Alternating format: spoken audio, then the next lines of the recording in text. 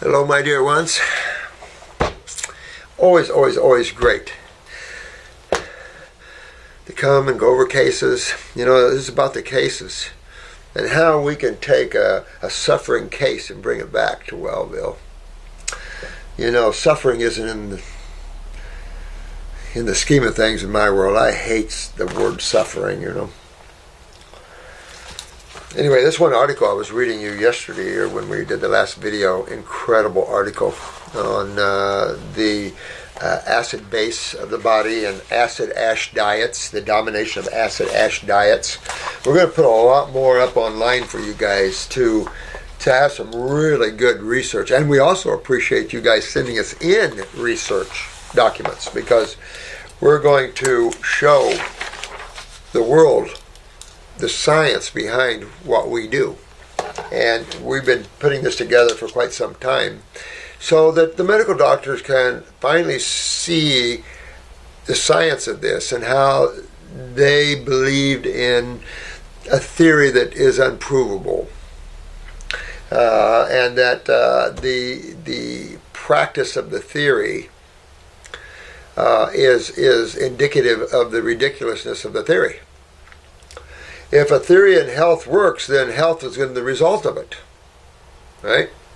So it becomes painfully obvious to a lot of people that they're in a treatment-based modality when they go allopathically. And I just think that if we're all honest with each other, and the medical people accept their understanding and accept the fact that we have a little different understanding.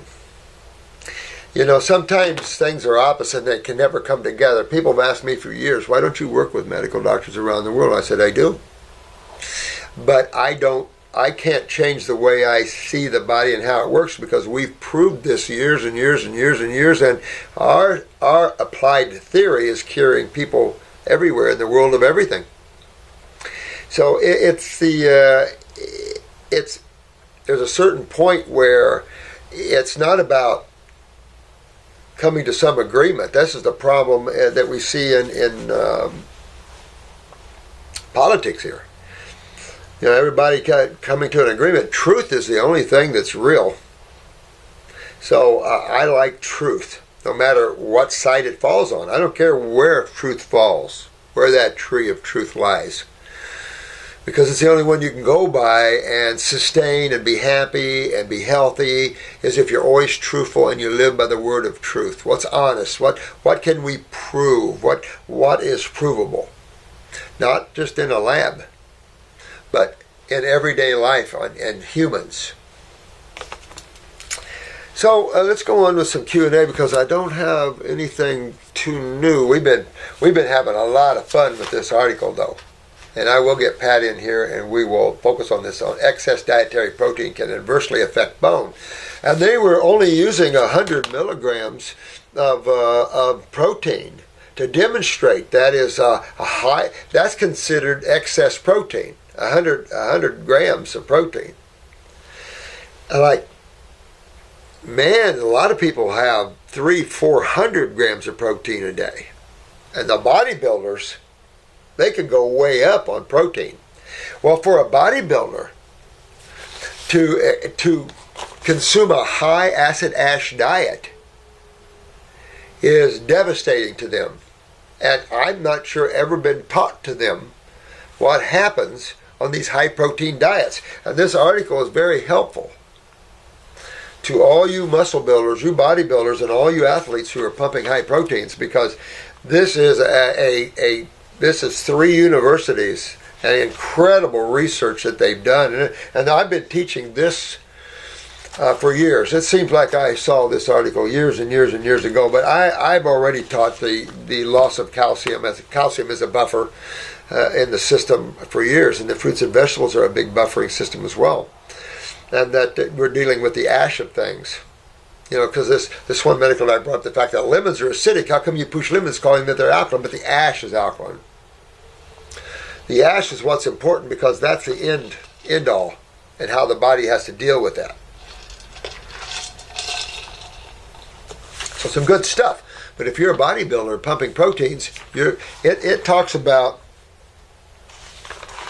on these high protein diets, if you live a high protein diet all your life, you will end up with half your skeletal mass when you're in your older age here. And I can't remember the age it gave, but isn't that amazing? That living on a high protein diet, you can lose as much as half your calcium mass, your bone matrix mass. That's considerable. So there's a lot of misunderstandings and myths and things out there, and these poor people that are trying to look good and build up and have a nice body or a real muscle-bound body, realize what they're paying for that. I had a guy here that he was featured on a lot of these muscle magazines, and I think he was 27-inch. I think I'm somewhere around 27, 28-inch arms. I know I was shooting for 26s, but when you get anyway, he was good looking for if you like that look, and of course the acid ash diets, and he came to me with his joints blown up, couldn't use them anymore, that sort of thing. That's serious, and this is RA, and this is the typical blowback from a high protein diet. Is RA, and or any of the systemic acidic issues, RA, lupus, Lyme's, any of the arthritises. These are all chronic level problems, chronic level acidosis. You only have two sides of chemistry to deal with, and so anything you deal with in physiology, you have to look at two sides of chemistry. And this is physiology, not like this article saying. This is physiology, not pathology. So good stuff. Good stuff, and it's important because the world needs to have some honesty and integrity, and these studies, because it's not enough to prove that our theory works on all you guys. You guys are curing all your stuff right and left. They have to see research. It's not enough to show you in living full color how you can take someone that's crippled and can't speak and get them to walk and speak again. That isn't enough for them. You got to have some research behind us, like, oh. Well, then you want to back it up, because you want to back it up from the final product, which is a wellness, and see, how do we do that? How did you do that through biochemistry and chemistry? Because that's the only way medical doctors are going to be happy, is if you back that up for them. All right. I don't see anything else here. I do see this from Micah. They went down in the pyramids, and I forget which pyramid. He was down in Mexico, but one of the pyramids that they finally got access to underneath the pyramid. And what they claim, this is a strange thing. What they claim is they found pools of mercury. Pools of mercury. And this stone, these stones, these green, almost mossy stones. And the minute I felt that, I felt the strength and power of that stone. And I imagine that's why they use it, the strength and power of that. But there could be other reasons. I heard Micah got one of our babies, one of these down there. There's none left. There's none left. Look how beautiful that is. Very powerful stone. Yeah, good stuff. Life is fun. And this is just one little bitty rock spinning through space, and this is just one physical dimension. There are how many galaxies have we found? I put up there 125,000. Someone was saying now NASA has done 2 million. Mutt Lang was telling me no, it's in the billions that they've discovered. I don't know, but it's enough to say the planets are in the trillions. Yeah? I'm good. You need anything? No, it's not important. Oh, you sure? Mm-hmm. Okay. You can't even calculate that. And that's one realm, one dimension, one physical world. There is many worlds on top, or kind of on top. It actually interfaces, the worlds interface. But figuratively speaking, if you look at our God worlds chart, you'll see how the worlds are, and you have a body in these worlds. Each one, when you pull your attention from this body and it leaves, and you leave that body, you're back into the astral world unless you know how to pull your attention back into the higher bodies you use, into your mental bodies. These are high levels of God and expression. And if you take the time to look at the beauty just at this level and the planet, imagine the beauty on these other levels. This would be considered the ugliest place. Amazing stuff in the God worlds. And of course, rightly so. All right. Question on Parkinson's. I am writing to you regarding my husband who was diagnosed with Parkinson's 3 years ago. He took pills for 2 years until this summer after I had read your book on raw diet, Miracle Detox, and then in discussing with other friends who were on raw diets. He started a raw diet and after 2 months he stopped taking pills. Well, that's pretty good. So it is 7 months on raw diet. Yeah! Hey, now, you want to drop off all vegetables. All I can tell you is that fruit, and that one article that links the Homo sapien and the primate brain size to fruits really is a great find in showing you why we use fruits and berries for nerve regeneration and we can't get it in vegetables.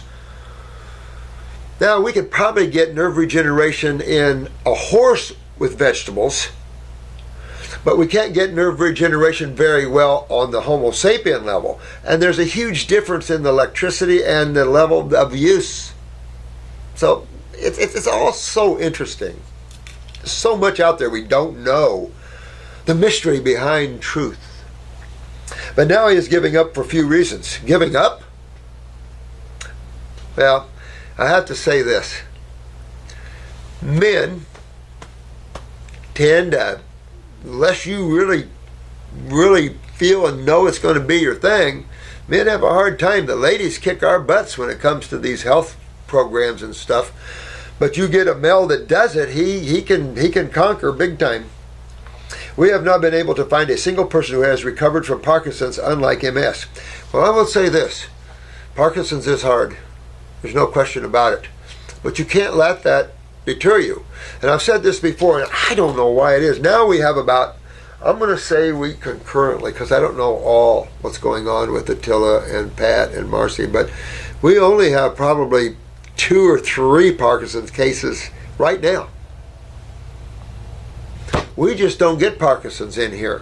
So I haven't had a lot of experience with Parkinson's, just to be honest with you. Lou Gehrig's, I can tell you, but I'll tell you this, a Parkinson's patient can live much longer than a Lou Gehrig's patient. Lou Gehrig's takes you right out, I can tell you, and we can reverse Lou Gehrig's, I mean, we use that name, that's just a name, but that level of nerve decay and chronic nerve weakness, and it doesn't matter the brain lesions, we've reversed it from people not being able to speak, and remember I've given you some cases. So in my mind, I can't see that in Parkinson's. I'll say this. There is one drug that Parkinson's clients get that seems to be a real blocker to their wellness, and that is cinnamon. It's an antispasmodic like no other. It's addictive like cocaine. It is unreal. We have one guy that's way down on it.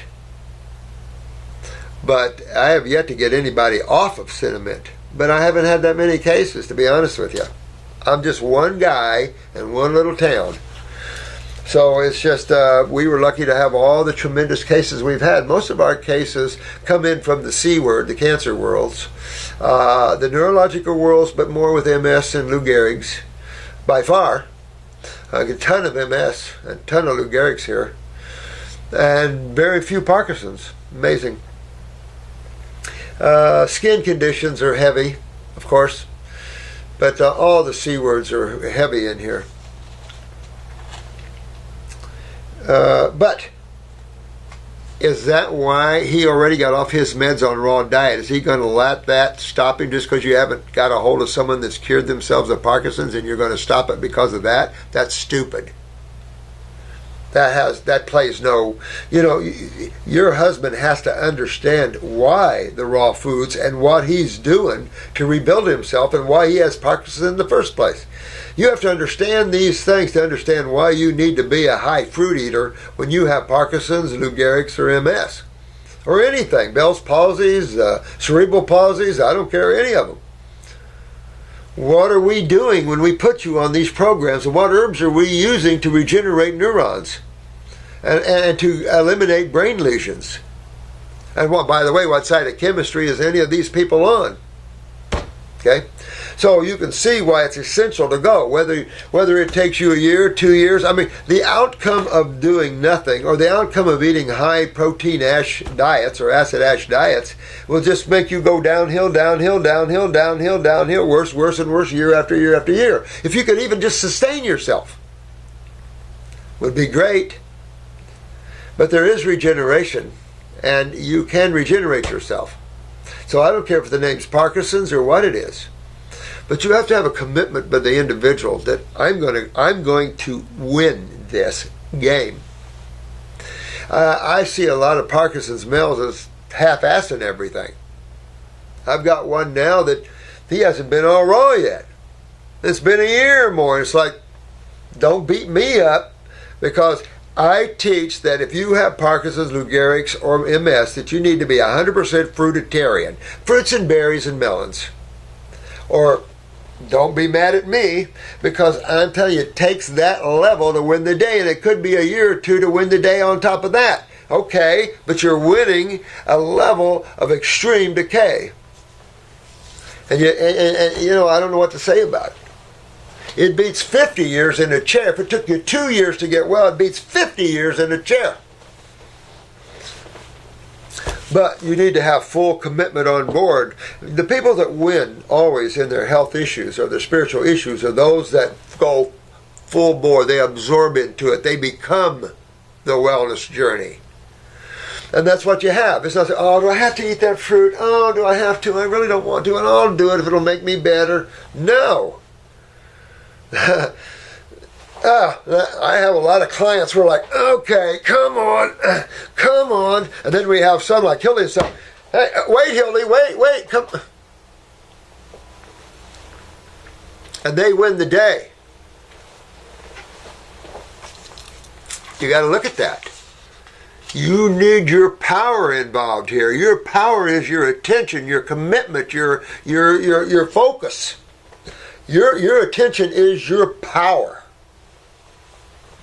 Because you're observing, you're focusing from consciousness. Whether you're using the mind and writing the waves of the thought or emotions, you're still conscious, aware behind those emotions and behind those thoughts, and that's consciousness, and that's who you are. Non-embodied. You have no body when you're pure consciousness. You're only using one.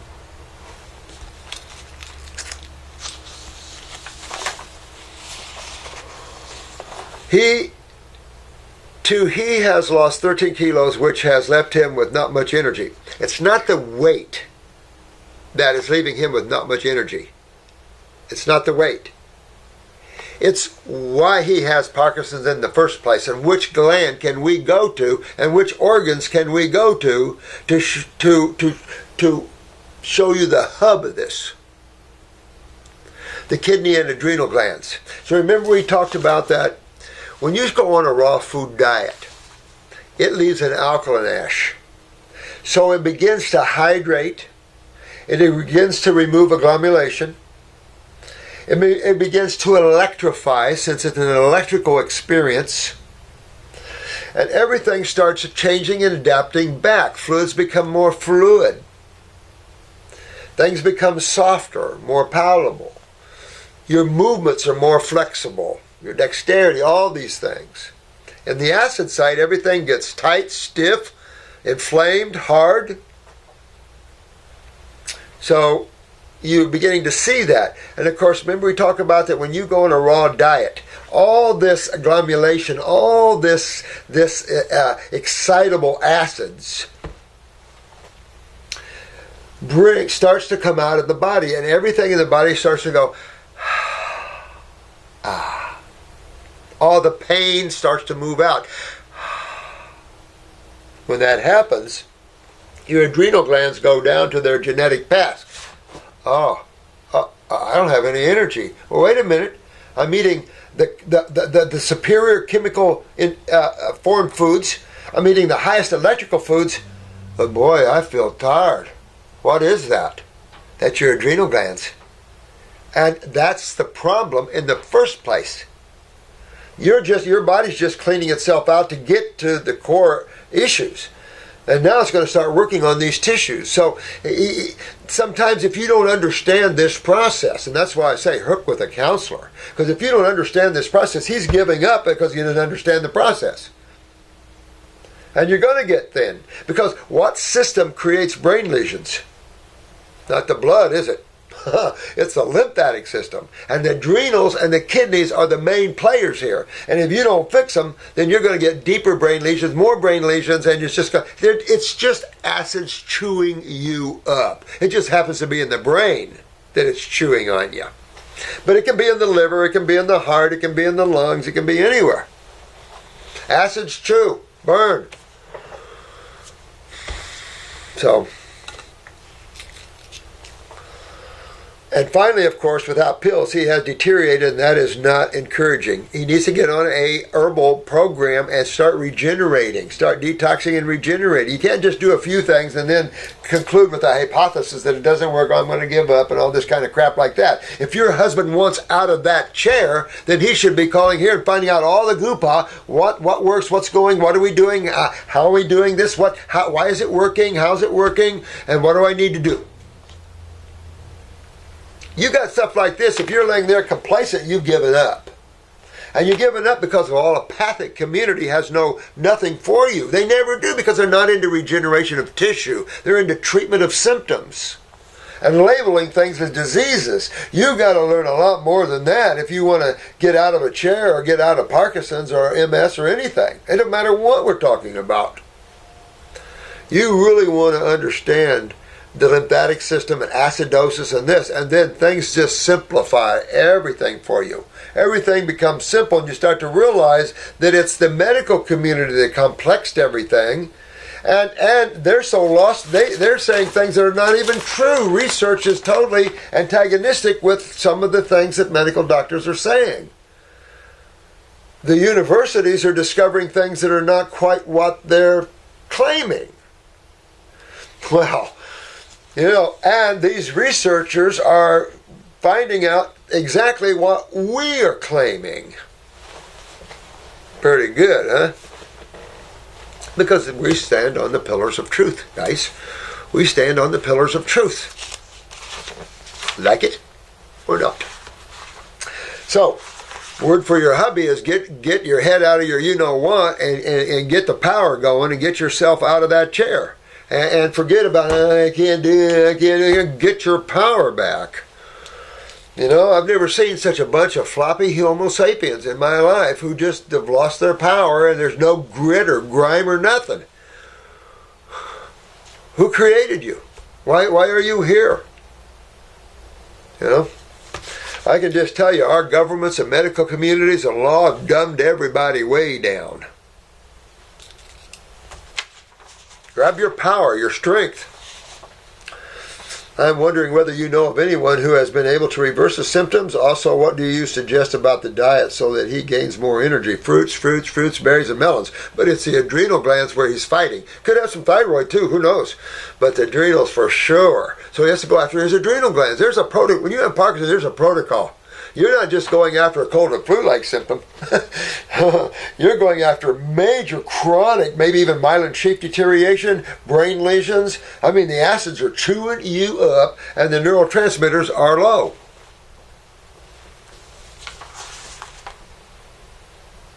I am helpless now to support him and encourage him to continue. Let him look at this video. Can you help? I would be grateful if you respond to me. Oh, absolutely, dear one. The name is, I cannot pronounce your name. This is an amazing name. First, Soudabeh. Last name, Ahmadzabeh. Or Deh. I apologize. I'm But there's a lot of languages throughout the universes. Not just this planet. Throughout all the galaxies, there's all kinds of languages. But I've been trying to see if we have any in our archives, Parkinson's clients that have overcome that. I haven't done that many of them, so we'll have to see what we have there. Got plenty of MS and Lou Gehrig's, but Lou Gehrig's, let me tell you, I can't imagine anybody not being able to overcome Parkinson's that's overcome Lou Gehrig's, because Lou Gehrig's will take you out real quick. I mean, it is a very fast-paced, moving thing.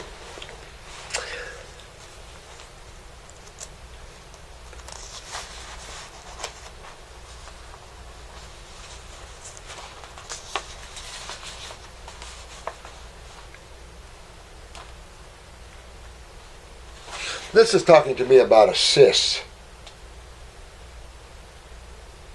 Pilonidal cyst. I'm not sure how you pronounce that one either.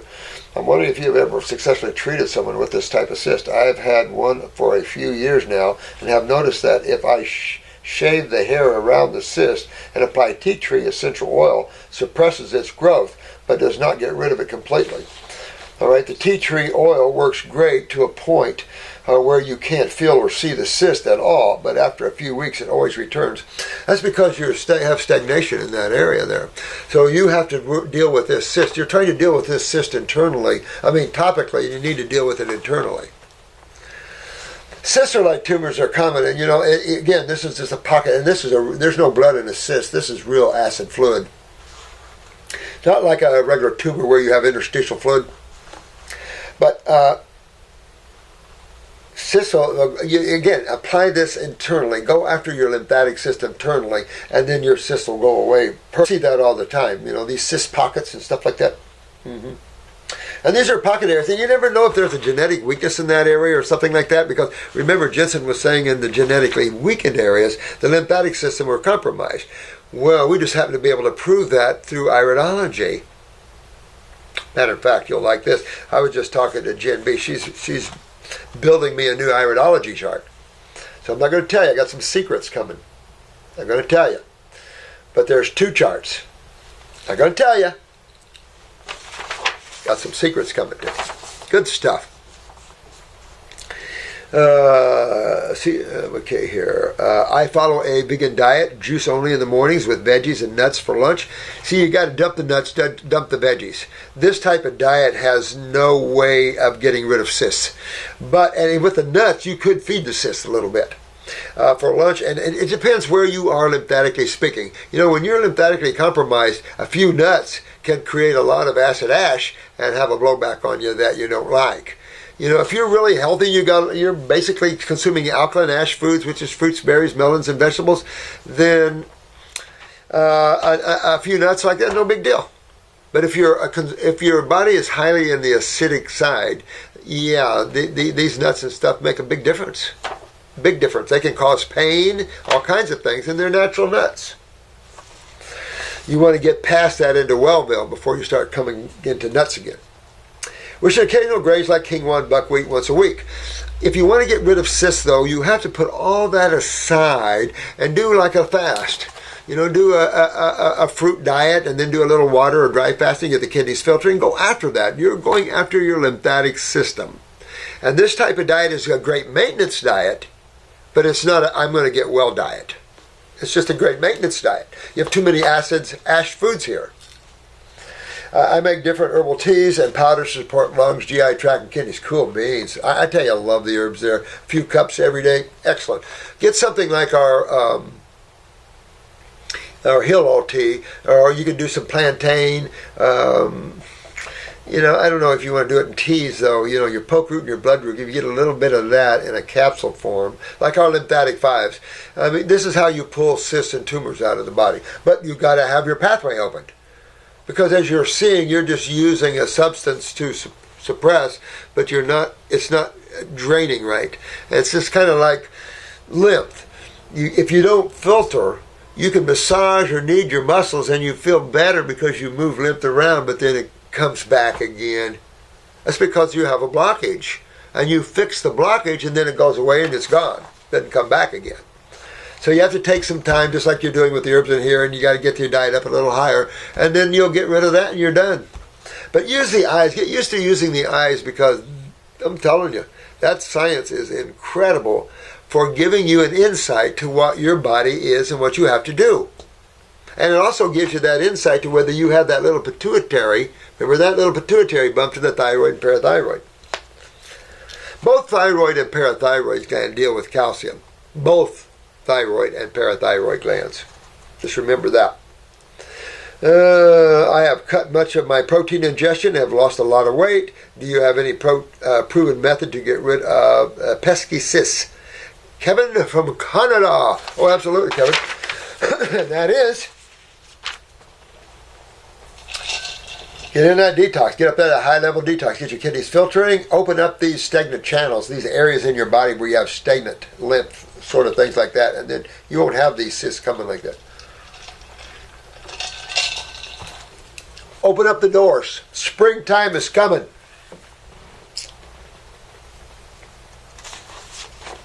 Let's do one more, and then I got a break for lunch. I've got a bunch of paperwork at home I forgot to bring. I want to get these 2 iris charts done, because you're going to love, I think you're going to love this one. There's none out there. None. So you're going to love this iris chart, because like I said, there's none out there, and it'll help you immensely to understand some things. Let's see. Okay, my name is Alexandria, and I'm 29 years old. Almost 30. You're almost the big 3-0. I want to thank you for all your great videos. Oh, thanks, sweetheart. I have multiple weird symptoms for the past 5 years. Plus, I have my nose and ears clogged for about 10 years. You know, I grew up that way. And it was a friggin' milk, and I didn't realize it. As soon as I stopped drinking milk, I started draining. But I had to use nose drops to breathe, and if you're not careful, you'll get cysts or little polyps going. It's like, oh, it's horrible. All right. Now, let's stop here just for a minute. When you're clogged here and can't seem to break it loose, remember the GI tract. All right? Remember your bowels. You start working on them with stomach and bowel formulas and GI brooms. At the same time, you want to use those neural lymphatic points down your back to start exciting lymph drainage. Okay? Hot and cold. You want to use 3 to 4 candles per ear, but you want to candle your ears. Get some of this congestion out of these pathways here so you can drain better. Sometimes you get so clogged it locks. That's no fun, because here's what happens. Pressure. Pressure starts building. And it isn't a blood pressure that you can just take a blood pressure pill for. Oh no, there's nothing you can do. This is systemic lymphatic pressure. And it ain't good. So, you know, this is how you have to open up some of these things.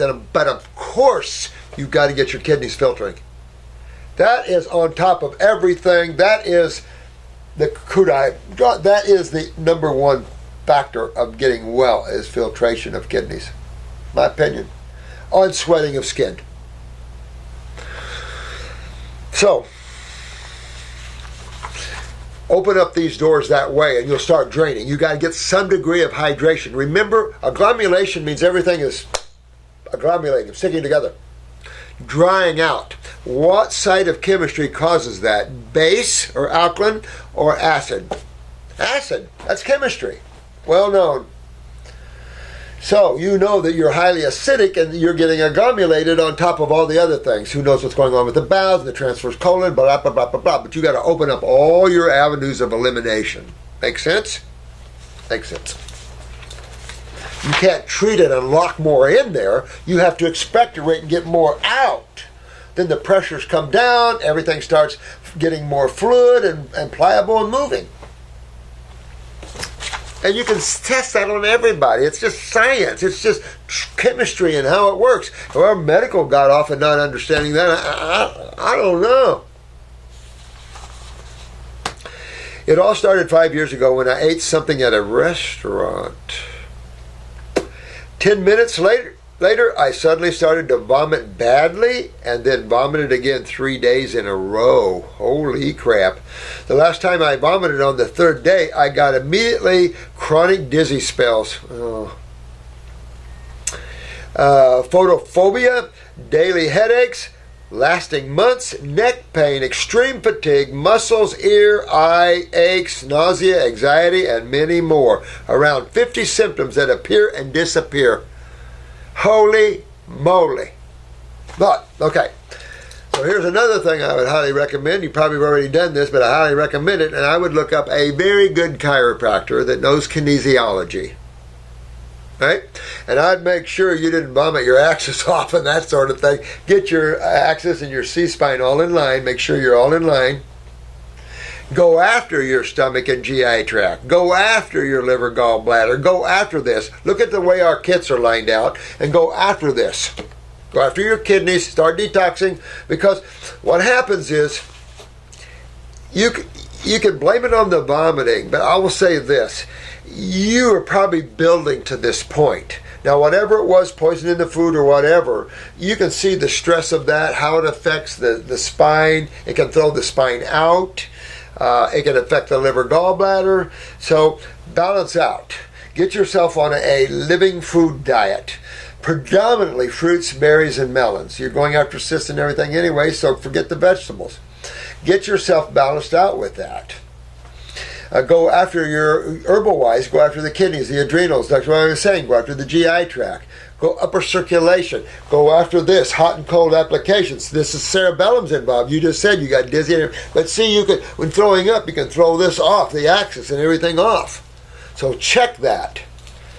If you feel like you're having problems like this, always have a chiropractor check your neck. They're not all bad. There's great chiropractors that has made a lot of people feel really, really good. You have your bad in every field. So never be afraid of that. Went to many doctors. She's went to over 25 doctors. 3 naturopaths.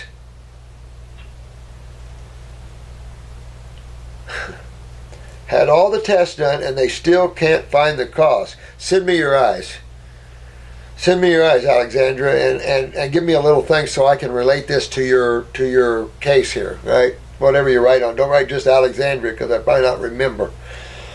So, something about vomiting and the symptoms. And let me look at your eye pics. But I can just tell you it'd be easy to throw off your C-spine and axis and stuff like that. With that said, though, let's look at some of these symptoms, the neck pain and things like that. It sounds to me like you've either pulled or got your neck out of sorts. And you could have put a muscle or tendon or whatever. That's why you have to get yourself in an alkaline slurry. You have to get yourself in an alkaline medium, because that then will heal anything that you pulled out. By moving lymph and everything, if anything's pulled out and he's pulled it and the chiropractor's put it back, if it needs to keep pulling out, it'll get strong again. The headaches and stuff like that, this is all involved in here. Use those neurolymphatic points to also help to keep the clicks back into shape here. So use those neurolymphatic points down your spine, hot and cold applications. Definitely go after the GI tract, and of course you got anxiety, so that brings up the thought of adrenal glands. And this could just have been your coup de grace that just sits you over the top. But pull your eyes and let's look at them and see what's going on here. But with all the muscles pulled and everything else, it can definitely pull your spine out as well. Nausea, and of course, everything can come from the spine, but it also can come from the stomach area. You could have pulled, you could have high sulfur, pulled up something in your stomach, and it's stuck there. I mean, it's possible. I've seen people on fast that are starting to pull the sulfur out of their gut, and they stopped the fast, and it just stayed there. And they couldn't eat, they couldn't do anything because the body went into a, kind of a healing crisis mode. So it can be anything like that. So you want the only sensible focus would be detoxification, making sure your spine is straight, those sort of sensible, common sense thoughts.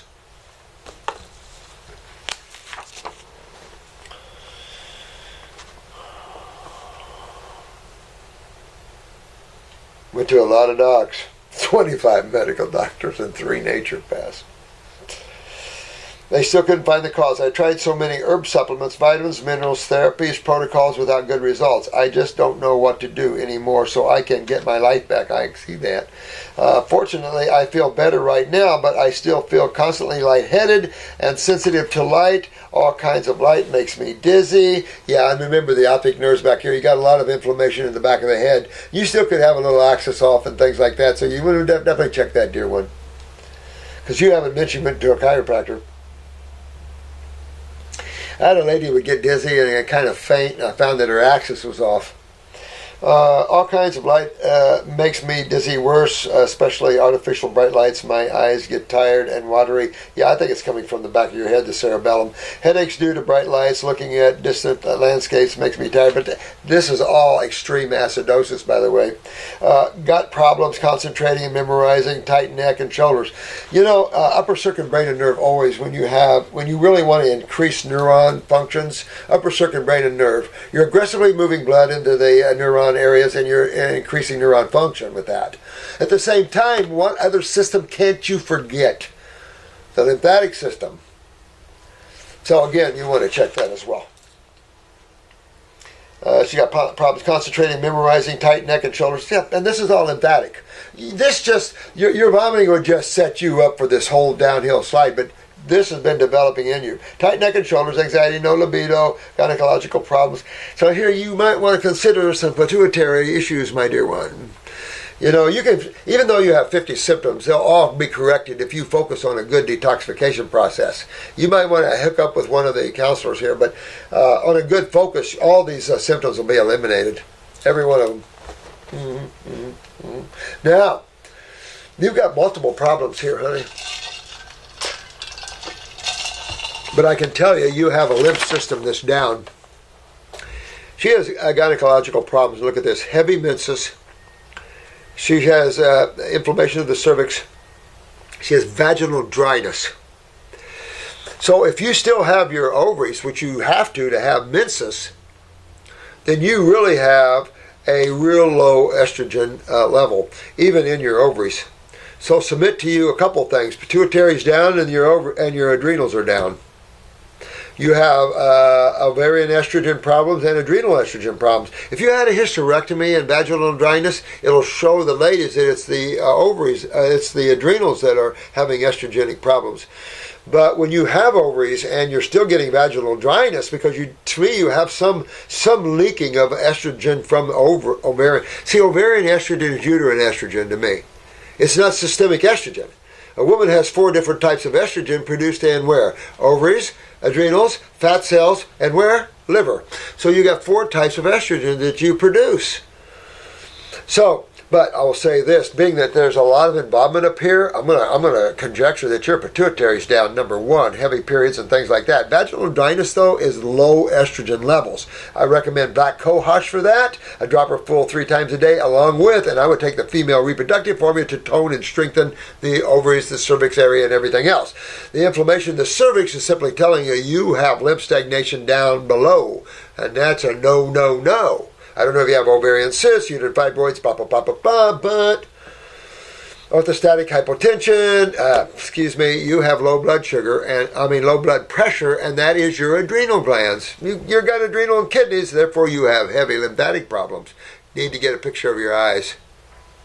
Low back pain goes right to the low blood pressure, doesn't it? Why? That's the kidneys. Low back pain is kidney weakness, and kidney weakness is low blood pressure, or high, either way. Low energy levels, that's back to the adrenals. All these symptoms you have can be directed to tissues or systems like your lymphatic system. I got tested 1 year ago for Lyme disease, and it's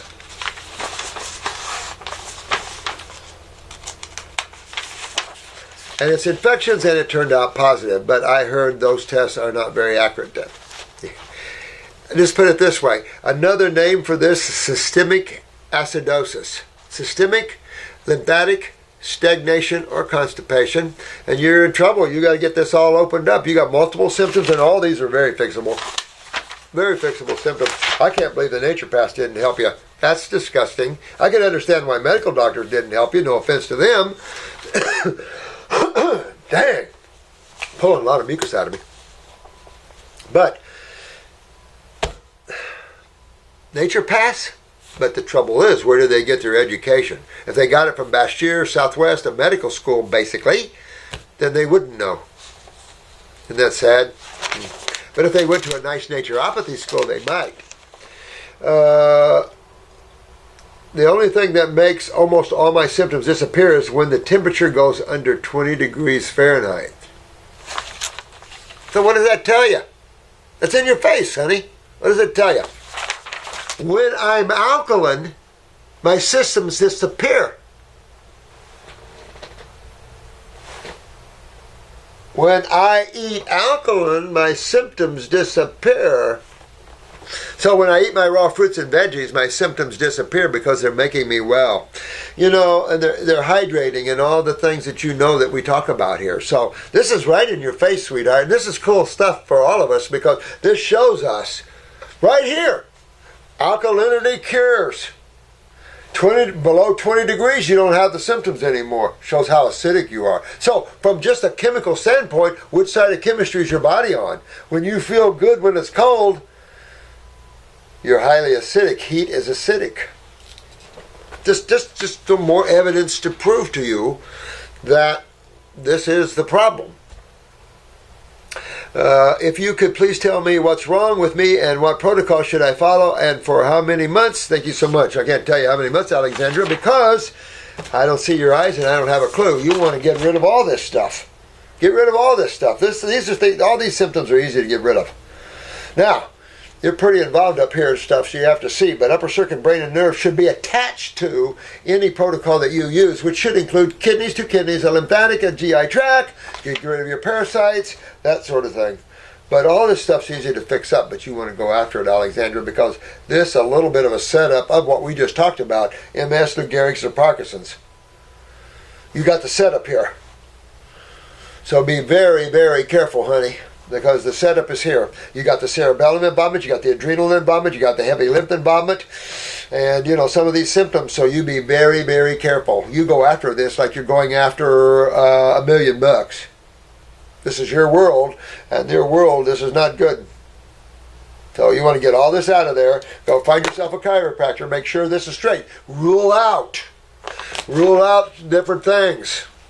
And one thing you have to rule out is your vertebrae being tweaked or your axis being tweaked.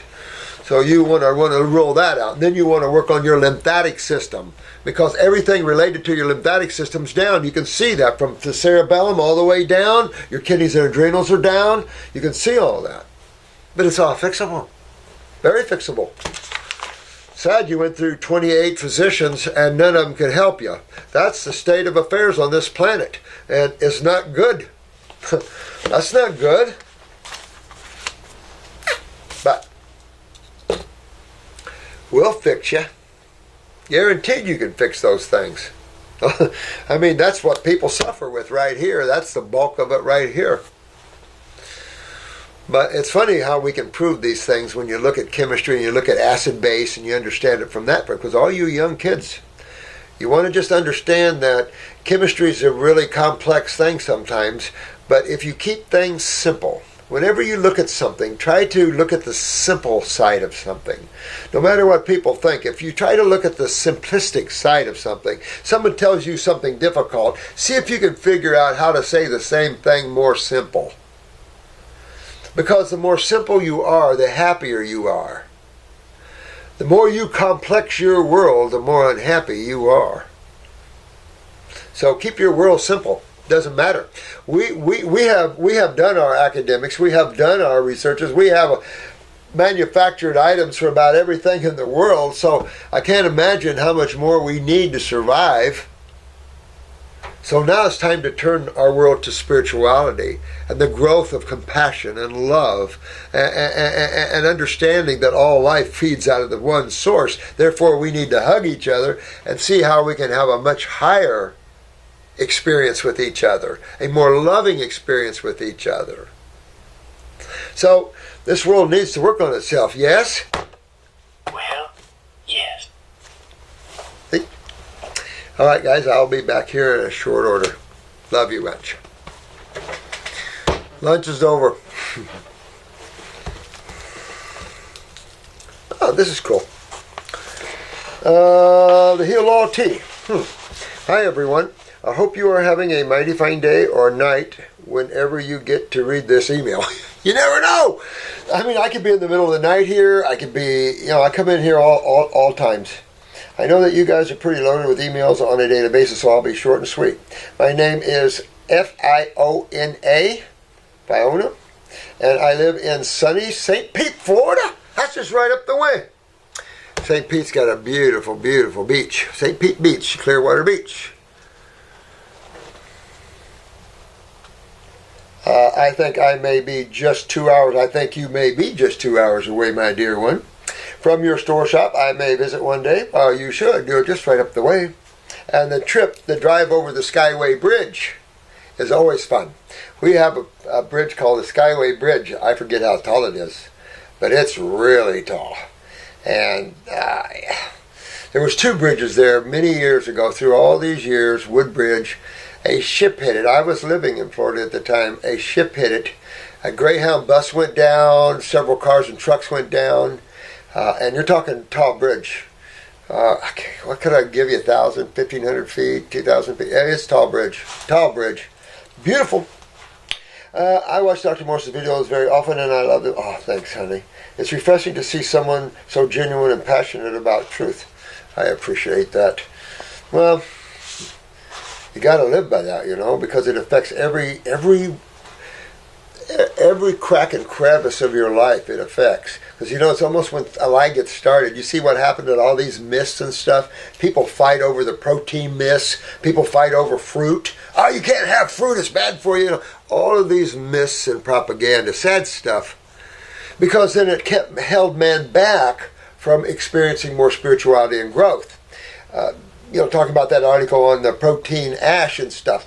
There's another part of this that we need to talk about, and I want to talk about it with Pat. And that is the magnetics of this, the energetics of this, the frequencies of this, and the need to be in harmony with the frequencies of life. So there's another level to health that people don't talk a lot about. They're just fixated in vitamins and minerals and low-life nutrition like that. Oh, these are just little energy getters. There's a whole world of chemistry out there. It's a higher level. And then, where does chemistry come from? Where does chemistry come from? Frequencies of electromagnetic energy. So, we're going back to pure energy. That's why you can see that in the spiritual sense of it all, that you're a formless being using form to experience. Because as you take this backwards to the Godhead, you leave chemical world, you're into pure energetic worlds, pure energy worlds. And it just keeps refining. And the first worlds, of course, are the worlds of thought, which is pure energy. Mind is a very powerful, powerful, powerful world. The mental worlds are unreal. But, it's that sort of thing. Cool stuff. I purchased your Hilo tea with the hopes of getting a good detox along with my 95% raw diet. I had going a week prior to receiving it. I drank the tea about 9 days after the raw diet. I have to let you know I have genital herpes, and it seems that the next day of drinking the tea, I felt the tingling of a breakout. Till the fourth day it became pretty bad. Ooh, is this supposed to happen?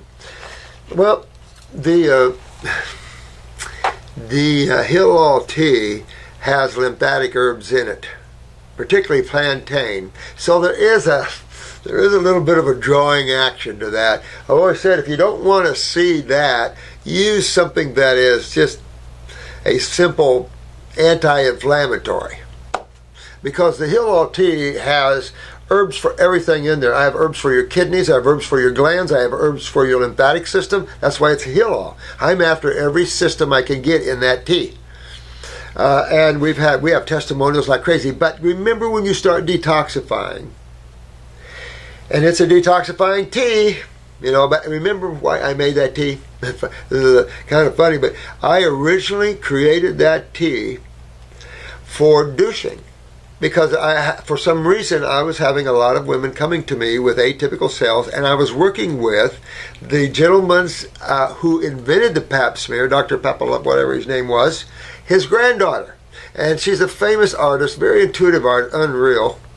I was working with her in cervical awareness, trying to get cervical awareness, cervical health awareness out to the ladies out in the public, because her grandfather invented the pap smear. And it was just neat stuff there for a while. I've been in and out of a lot of different roads through the years, you know. But it will invoke a cleansing. And a cleansing generally means you're going to see some symptoms. It's kind of like psoriasis or eczema or anything like that. It would be rare. And it happens. I talk to a lot of people with it. And so it's rare to see it not get worse first. But some do. I talked to one young lad. He said, "Oh, no, mine's disappearing right now." I said, "Oh." But some get worse before they get better because it's expectorate instead of suppressing. We talked about that earlier. Instead of suppressing, herbs don't suppress. Instead of suppressing like steroids and pharmaceuticals, it pulls, astringes, and opens. Well, you're going to see some symptoms when you start getting into a stagnant fluid like that, hydrating, and opening up this agglomeration. You're going to see some symptoms to that. And you just can't freak out about it. It's just the way it is. And you can't change it either. And not to change it. I'll tell you what. Far better to get rid of herpes in their active stages than when they're dormant. You get a dormant viral and they can stay in your body a long time. So, and they do go dormant. Because you can see them go wane in and out. And when you see them the worst is when you're the most acidic or you're detoxing. Sometimes they'll come out like crazy. But you want to put yourself all on a fruit and berry and melon diet, because if you have herpes and they're there, you want to really detox your lymphatic system and get rid of that viral load. And you can get rid of herpes viral, any viral load you can get rid of. But for me, there's nothing to take. Like when I look up herbology and said these are antivirals, I go, yeah, right. Antivirals are proteins. The only one way to get rid of, there's no killing. The only way to get rid of that is to detox that out of the body. I don't know of any other way. Interferons and all this crap that the medical doctors use when you have Hep B or C, I mean, they about kill people doing that. So it's like, oh, it's gnarly. It's gnarly how they treat Hep C. And you simply detox and the viral loads come right out. Hello, we've done so much Hep C, it's not even funny. Matter of fact, it seemed like there for a few years I just had, instead of no Parkinsons, I had just tons of Hep C, things like that. I have you let you know, okay. Also, I became very sick prior to getting the tea. I wasn't too sure if it was a healing crisis or what, but it kicked my butt and I slept for a good 12 hours. Yeah, these are all healing. When you put your feet on the path, so to speak, and you start introducing raw foods, you might as well get prepared, because you're starting to bring alkaline chemistry into your body. What does that mean? Alkaline chemistry is the opposite of acid chemistry. Acids burn, are dehydrating, of course. Because of that, they suck the electrolytes out of base chemistries. They rip, tear, break down much faster than alkalis do. And so acids are called corrosive in chemistry. We don't refer to alkalis as corrosive. We refer to acids as corrosive. And you can see that. If you were going to use medical terminology, you could say that cancer is a corrosive disease in their way of thinking. When we look at that same scenario, what we see is a stagnant lymphatic system that the kidneys aren't filtering, and or the skin isn't sweating, and therefore you have stagnation and agglomeration with a continuing, the problem with not so much stagnation in the sense that you constantly have feeding of your acid base, because you're constantly consuming foods, and the average person is constantly consuming acid ash forming foods. And that's important to understand the difference. Medical doctors don't think so much of that. But the ash is what separates the men from the boys in terms of your blowback. Anytime anything leaves an acid ash, then you're going to get a blowback on that. Your body has to defend against it because it is corrosive in nature. So when your body's producing all these metabolitic wastes, all these spin-offs, and including vitamin C. I'm not a vitamin C lover. That's ascorbic acid. I've been talking against acids even in the vitamin worlds for years, because these are acids. And you go and you inject acids into your vascular system, you're asking for it. And yet people treat their highly corrosive acidic problems with more acids. That is the medical way. And I tell you, it is not to me borderline. To me, that's criminal, because death is at a high number for that. You don't treat acid conditions with acids. Chemistry does not dictate that. Chemistry dictates acid-base balances. Opposites attract. High electrons, low electrons. So ionization. So you know, it's amazing that medical doctors don't have that picture and that understanding of all that. Just little bits and pieces. Excuse me. But detoxing, as soon as you get on the base side of chemistry, the alkaline side of chemistry, you're changing the scenario, both electrically and chemically, both, because your electrolytes are your electricity. But all things have electricity. These are just the bigger boys. All things emanate electricity because everything comes out of pure energy. If you look at physics and you add a little bit of physics understanding on top of chemistry, it's interesting how you can see how that is. Because chemistry is just this world. That's it. This is the only chemical world I know of and that I've been in and I can recall. But this physical world stretches throughout eternity. I mean, there's no beginning and no end according to NASA. And of course the religious scriptures also define it that way. There's no beginning or ending to God, because it's infinite. And the mind can't wrap around something that's infinite. You can't wrap around that, because the mind needs definition. That's the mind. It has to define, but that's its job. That makes for definition, experiences, form, all those things. But you, as awareness, you don't come out of form. You lose your form at a certain point. If you want to lose your form quicker in this physical world, get on the corrosive side of chemistry. Acid-forming foods, and I've been harping about this for years, is acid-forming food, which is acid ash-forming foods. That's all your proteins. That's and look how interesting the flour ash, acid ash, was as high as fish ash. So it's like, wow, grains have a high acid ash to them. Now I'd be curious about quinoa and millet. Their ash is supposed to be base, but I don't know. Be interesting to see that.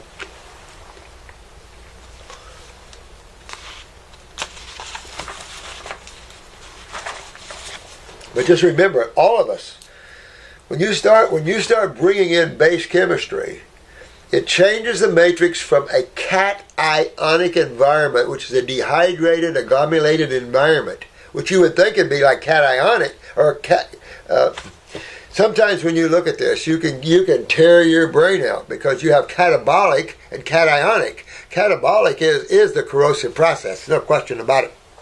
The breaking down. Anionic is the building up. You have to have two sides of everything, the breaking down and the building up. You don't just have everything breaking down, and you just don't have everything building up, because we have to use atoms. We have shared atoms here. So you have to be able to balance that out. The balance, however, on this planet is to the base side. That, I've said this before, in electricity it creates more ovals than circles, but it's enough to say, if you guys get what that is, but it's enough to say that we have base dominance, because acids are so corrosive that even 50-50 won't do. It won't do. That would mean your blood pH would be about 7, and it has to be 7.4 or 5 or 3. You know, it can move about those, and even though medical don't realize that, it can move around. And the influence is the chemistry you're coming in. To think that the chemistry you're putting in is influential because of bicarbonate is, I don't know where that comes from. I think that's somebody smoking something tough in the back room. That's someone who doesn't think it all out in terms of biochemistry and physics and all of that, and chemistry, organic chemistry as well, and put all that together.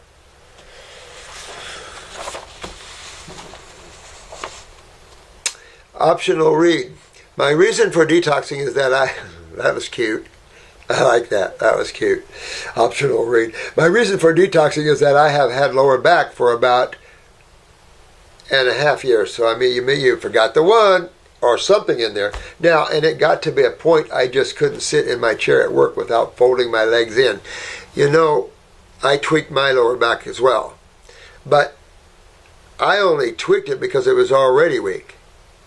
You got to realize that L4, L5, we talked about this on the last video, L4, L5 down is now your urinary tract, your sexual organs and things, all the vertebrae down there. So anything lower back is your lower burner. So you've got your kidneys, you've got your bladder, you've got your prostate or ovaries, uterus. So all those vertebrae, when they go out, that's telling you the tissues are going out because the blow is back. So if you have lower back, you can't fix that until you fix what? The kidneys and everything below it. So you really got to fix and work on the kidneys to fix the lower back properly. And it's to stay fixed. See, you can't just go and say, I'm going to fix my lower back. How do you do that? And what system do you focus on doing that? Because what system tears things apart? What system tends to be corrosive? It's the only one, because the blood can't deal with proteins and acids. It's the lymphatic system that deals with the acids. And you notice that you get these little bumps and humps on the back and the top of the hips. How painful and all that? Absolutely. This is all lymphatic stuff. All lymphatic stuff.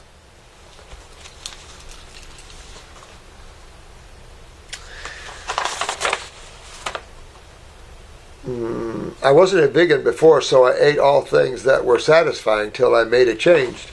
I came across one of Dr. Morse's videos about spirituality and led me down the path of veganism, then raw vegan food within the year. Good woman. You really want to head on and taste that fruitarianism a little bit while you can dig deeper into your body and get yourself fixed up here, sweetheart. I just started the raw vegan journey, and it's pretty hard to commit to, especially since some produce are not of great quality, but I'll keep going. You know, and this thing is, she brings up such a good point here. And even though we're in a subtropical region like Florida, and she's right up the way here, it's hard to get good food in Florida. It's hard to get good fruit. Now, I'm sure you guys in Canada are going, yeah, right. But, you know, not maybe as bad as you guys, but it is still tough. There's just, you know, you just about have to go to the islands to eat good. Isn't it sad? Because we like to radiate our food when it comes into this country at levels beyond CT scans. What? So, I tell you, man got to understand the lymphatic system to understand the difference between pathology and physiology. Okay, now, the back pain is still there, but not too bad. Use that that burn salve and rub that on your lower back so it absorbs into the spine a little bit there. You might want to sip on Heal All Tea and 3-lung tea combination to break up this mucus and stuff like that. Get your kidneys filtering. That's going to be the key to fixing your lower back. No kidney filter, no fixing lower back. So you got to get your kidneys filtering. Whether you do it with a lot of herbs, some granulars, you do some dry fasting, or a combination, that's what we recommend. Because without that, not too many people get their kidneys filtering just changing the diet to raw. But some do. You know, those are the lucky ones. So remember, you got to fix your kidneys to fix the back pain or bladder or whatever's involved down there. Get a picture of your eyes and take a look. Is it your kidneys? Is it your bladder? What's your uterus look like? What's the vaginal wall look like? And see, that's the neat thing about iridology. It shows you ladies and us guys everything about everything we have. No guesswork. You don't have to go to a medical doctor who's only guessing in the dark. I don't know. Iridology gives us a picture. A 5-color glossy picture. Can't beat that. It's not perfect. We have other scans for being perfect. But how perfect do you have to get? If you knew nothing about the body, about health, all you knew is how to detoxify people. That's all you need. That's all you need. If all you knew is how to detoxify the body, clean someone out of all their inner acids and mucus and all that, you could save most of the planet. Just by simply learning. You don't have to learn all these big names and diseases and all that. That's their field. Pretty bad, ain't it? Pretty good, actually. I love it. You know, all this raping of man's money and everything else and putting them on toxic chemicals and hurting man like that, that's got to stop. Period. End of story. Can't keep going down a road like that. And the karmic blowback is coming, and it's here. I mean, you see it's happening right now. And you guys are a part of that. This is about 8 days of drinking the tea. I drink a cucumber and celery juice for breakfast with a pretty good heaping of one type of fruit, a smoothie for lunch. Okay, so can I back up there just for a minute on this? Let me just highly suggest that you don't mix your vegetables with your fruits. Not a smart idea. When you get just one, you start going mono terms of one over another, you'll feel the difference. But you do not want to mix your fruits and your vegetables. You're still going to get fermentation. You don't want to do that. You want to have a fruit smoothie or you want to have a green smoothie. Don't mix them. My opinion. My body is sensitive like that. There's no way in hell I'm going to mix that. Or I'm going to feel it. I'm going to get gastric distress and everything else. My body is very simple. It's learned to be simple and digest simple. And it doesn't like complexities anymore. And you'll get that way. Your body likes simplicity. It runs better. It feels better. It gives you back performance better if you keep your life simple and more mono. Isn't that funny?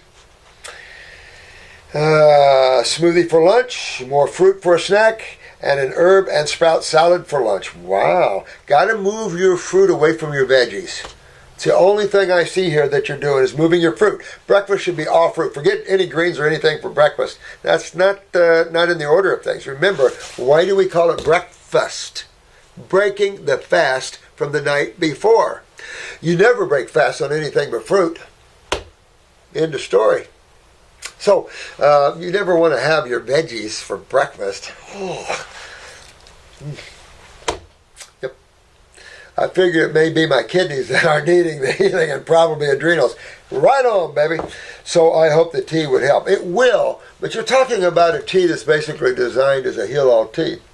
You want to get serious-minded and get into these herpes and into these things. You want to dig in. You want to dig in, get your kidneys filtering. You want to get on a protocol that goes after the kidneys, the lymph, the adrenals, the other glands. Fix your body up while you're doing it. That's the neat part about this. You can fix your body head to toe while doing this. Thank you, dear one. Thank you, thank you, thank you.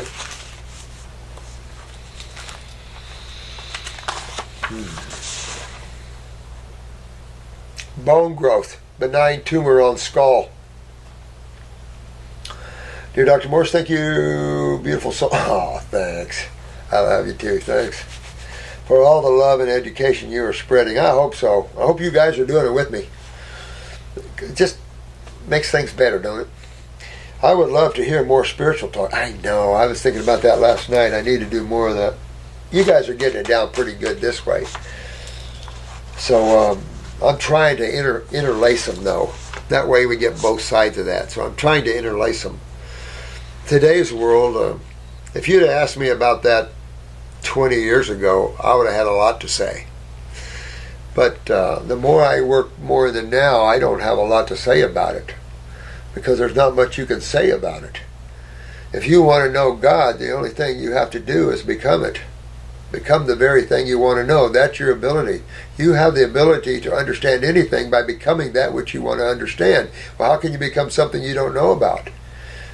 That's a that's where the lies come in. You come from the Godhead. So when you come from the Godhead, how can you not know anything about the Godhead? See, that's where the curtain comes, and that's where religions kind of control that a little bit. Take off that curtain. Use meditation, use out-of-body travel, use prayer, use contemplation, but don't make it me. Allow yourself to go beyond thought and emotion. Desire. Allow the universe to expand you and allow yourself to expand into your more infiniteness. You can expand as big as you want. You have no limit to your size. You know, a lot of this stuff might sound real strange to you guys, but when you start looking at God and looking at that, who created all this, and how am I going to find out, Can I read a book? Someone else's experiences? No. Can my master give me God consciousness? No. But you already have it. How do you awaken to it? And that is, you quit focusing your attention in creation so much. You quit playing in the fields of dreams. You kick back, just like kicking back. I'm going to kick back and relax. But you do that from thought and from desire. And pretty soon you start expanding because there's no definition to you. You are an infinite being. And it is so incredible and blissful. But remember balance, guys. Some of you guys are going way out there. Remember balance. Do some earth touching. Get some bare feet going and get on a beach or a mountainside or something and touch the earth. Because balance is key for your survival in the future. You notice how everybody's going wacko out there? If you're playing in the mind, the chances of you going wacko is strong. These are the end of the cycles, and new cycles are coming. So this is why you see so much confusion. It's not done yet. But you see how you guys are a part of the shift? Because you're teaching a higher level of viewing, of seeing, of acting, of being. And other souls haven't seen that. And they need to see that because you're now an example of the beauty of love and of all life, of power, of joy, of simplicity, of beauty, of love. Universal love, not selfish love, divine love.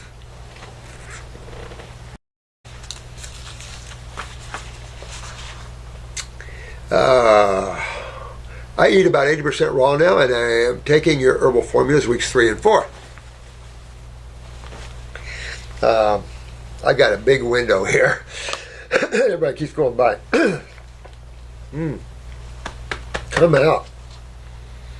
I need your help. I have a benign, large bone growth on my skull. Okay? It has become very large and causes me pain and mental worry. Oh, poor thing. Who is this? The surgeon said it is a very simple surgery to remove it. Oh, that's good. But the hospital quoted me $40,000 to remove it. The surgeon said in Chile the same surgery would only cost about $1,000. That's why a lot of people go to Costa Rica, Chile for their medical or dental work. Fraction of the cost here. But you want to make sure you know the surgeon. Now, out of some chance you want to take this out the right way, then you know what you got to do. You got to get yourself on a fruit, berry, and melon diet. You got to go after those kidneys and get them filtering, the kidney and adrenal matrix. You want to go after the GI tract. You want to work on your neurolymphatics, handle yours. You're going to start opening all points where stagnation exists. And then as you bring in this high energy, high alkaline chemistry, it ionizes, it hydrates, it moves away from agglomulation into more a fluid and ionic environment. Electrical, fluid moving well, a healthy environment. And that's, you have to work for that and get that going, and that'll come out. The problem with removing it surgically is, of course, this is a highly acidic area now. So you run the risk of getting scar tissue and other little things going wrong that you never know. You hear about these simple surgeries, and the next thing you know, oops, something happened. And then you're going under the knife, you're going under propofol, which is a neurotoxin. I'm not negating surgery for this because, I love a good surgeon. I've said that before. I've been under surgery myself. I fell off a telephone pole, and quite frankly, thank you. I love you, man. But when you're talking about healthcare, now we're in a whole different beast, right? That's our field. But if you want to do surgery, then get a good surgeon and have it removed. But remember the possibility of this tumor coming back. What's the difference between a benign tumor and a cancerous tumor? Anybody know? Right, one has cells in it and one doesn't. One's simply a pocket of fluid and one has some cancer cells in it, meaning it's probably interstitially wrapped. meaning that those cells around where that stagnation is caught up in the tumor, and of course is going to be decayed. So why would you go into a friggin' tumor, biopsy it, knowing it's going to explode everything and make everything worse, and just to get a cell, knowing that cell, if you got cells in a tumor, it's going to be chewed up. I don't care what tumor you have, a benign tumor, you don't have cells in there because they're going to be chewed up. In an acid slurry, cells don't have a chance. So if I poke a tumor, a tumor is simply a pocket of fluid. Look it up in your medical dictionary. But what kind of fluid? And if there are cells encased in that fluid, you know that's interstitial. You're not going to take a cell and throw it in a tumor. That's not how your immune system works. They take it to your lymph nodes. But when you have stagnation, that can't happen. So everything is tumored. Even the local tissue around there becomes part of the tumor. And then you break down your cells. Okay. You still have to address it the same way, whether it's benign or it has cancer or damaged cells in it, mutated, it doesn't matter. You got to address this pocket of acidic fluid the same way, whether you have cells in it or not. And that is through the channel that it's in, and that is the lymphatic channels. Just because medical don't understand them, and just so we can't point to every vessel, because some you can't hardly see, as the University of West Virginia did claim. But you know it's there. You know, it filters, it works. You know the kidneys is a filter. You can see it. You can correlate that all day long. So someday when they find it all, good, okay, thank you, but we already know it. See, some things you don't have to reinvent the wheel. You just keep on going down the road instead of playing in the fields of dreams constantly and nothing ever changes. You think the same way today as you did 10 years ago. That's about the medical. Think the same way today as you did 10 years ago as you did 20 years ago, except for adding a few supplements, which they were adamantly against. You know, we got to understand how things work and how things move, fluids move, how chemistry works and breathes. Understanding all that, then, oh, I get it. But the thing is, even though we're throwing a lot of intellectualism at you guys, I want you to always remember, keep it simple. Because in the final analysis, simplicity wins the day. Because in the final analysis, intellectualism is torn apart and sucked apart. It can't maintain itself because it's not based on any factual thing. Creation is not based on factual anything. It just is.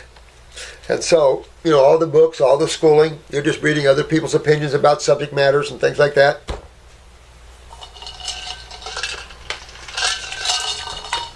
But you come from where it all was created. So why do you need to study anything? Why do you need to get knowledge up? You already have all the knowledge you need. You just forgot you have it. And you forgot how to access it. That's why I'm giving you those little secrets and hints how to access a lot of that.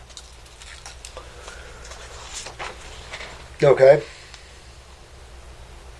If it keeps growing, I'm worried I may be forced to have the surgery and will go into debt paying for the bills.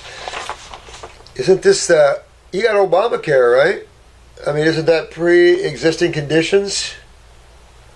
So, I mean, if you don't have any money, Obamacare is supposed to pick you up, right? You know, you have to realize that medical bills are free for the poor anyway.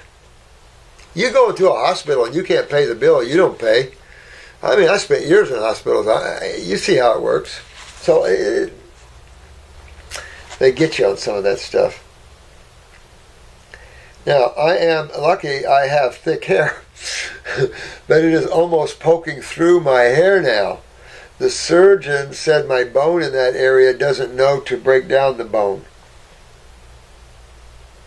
What? The surgeon said my bone in that area doesn't know how to break down the bone. You mean osteoclast? Or blasts, I mean? It is just building more and more. Are there herbs, vitamins, minerals that could help my cells communicate correctly to stop the growth? Is there something I could apply topically? Yeah, but I don't think I would in this case. I don't think I would black salve that. I think basically what you're seeing is the growth interstitially, and it appears that the bone is growing. But I'll say this, is that you have to deal with interstitial fluid. That's all around all your bone cells. And so you've got to move lymph. and you got to drain here in the sinuses. So you've got to go after the GI tract, you've got to go after your kidneys, you want to sweat, you want to open everything up. I probably wouldn't do upper circulation in this case. You know, we're real cautious with circulation formulas because we're dealing with interstitial fluid. If this is a non-interstitial fluid where it's just lymph fluid, upper circuit work. Get you some blood flowing up there, maybe help a little bit, but really it's the lymph system that has to deal with this. It's its own system. And so you have to go after that system. So we do know things in chemistry that conglomerate, that make that system stagnant. And that, of course, is the very acid side of chemistry, and it was designed to deal with. When we're talking about acid ash foods and stuff like that, what another thing that some of the physicians don't realize is that eating a high acid ash diet destroys the kidneys and the bowels. And the illustrious World Health Organization is one of the ones that came out with a 30-year study identifying that with the GI tract. But you can see it in the kidneys as well. So you not only acidify the body, but you break down and inflame the kidneys and the bowels and everything else. So then you stop filtering and everything begins to be inflamed and swollen and breaking down and things like that. As you shift that thinking from an acid ash diet to a base ash diet or an alkaline diet, then all that turns around 180 degrees and everybody gets well. It's not a miracle. It's the way chemistry and physics and life is designed. Everything is not just designed negatively. You have the positive forces. Is that what we represent, the positive forces? Absolutely we do. But we also represent the negative forces from one standpoint. You represent God, period. Whatever that means, right? So, if you're a God man or a woman, you represent that, whatever it means. And if God is omnipresent, omniscient, and omnipotent, what does that mean to you? All right. Topically, I would leave it alone. I would hit my lymphatic system. Now, work these neural lymphatic points down your back. All right, very important. It's going to cost you a little bit with some herbs, but you want to use herbs. This is, I don't play around with tumors. I don't care whether they're benign or that doesn't matter to me one little bit. Tumors. And this is a skull tumor. So you want to get rid of that. I don't think it's going to impede on anything, but it could. You don't know what, I don't know, they don't know what it's doing inside, but I also have abnormal bone growth on the roof of my mouth, but am not as worried about those. You know what? You need to bring your body into a state of balance. That's what you need.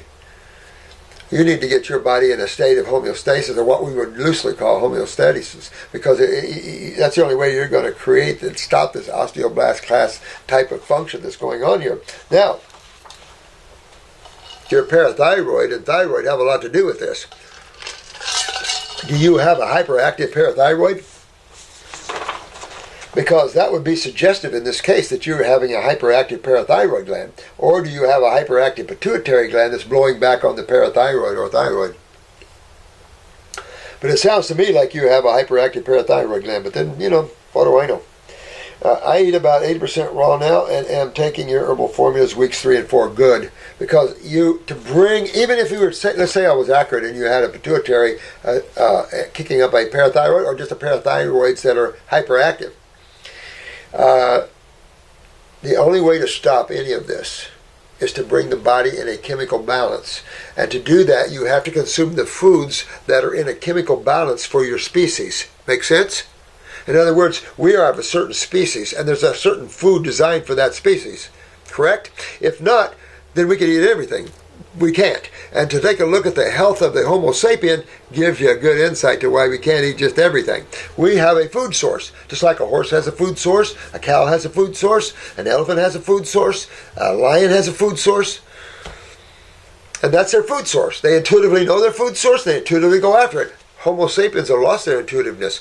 Although I get around a fruit but I'll pick a flower and eat it. But I'm just saying that man has lost his ability to understand because the mind now is so confused with all the propaganda, and here's this, here's us, here's them, here's all this, and it's like, that's when you have to kick back and start tearing things apart and seeing where they take you.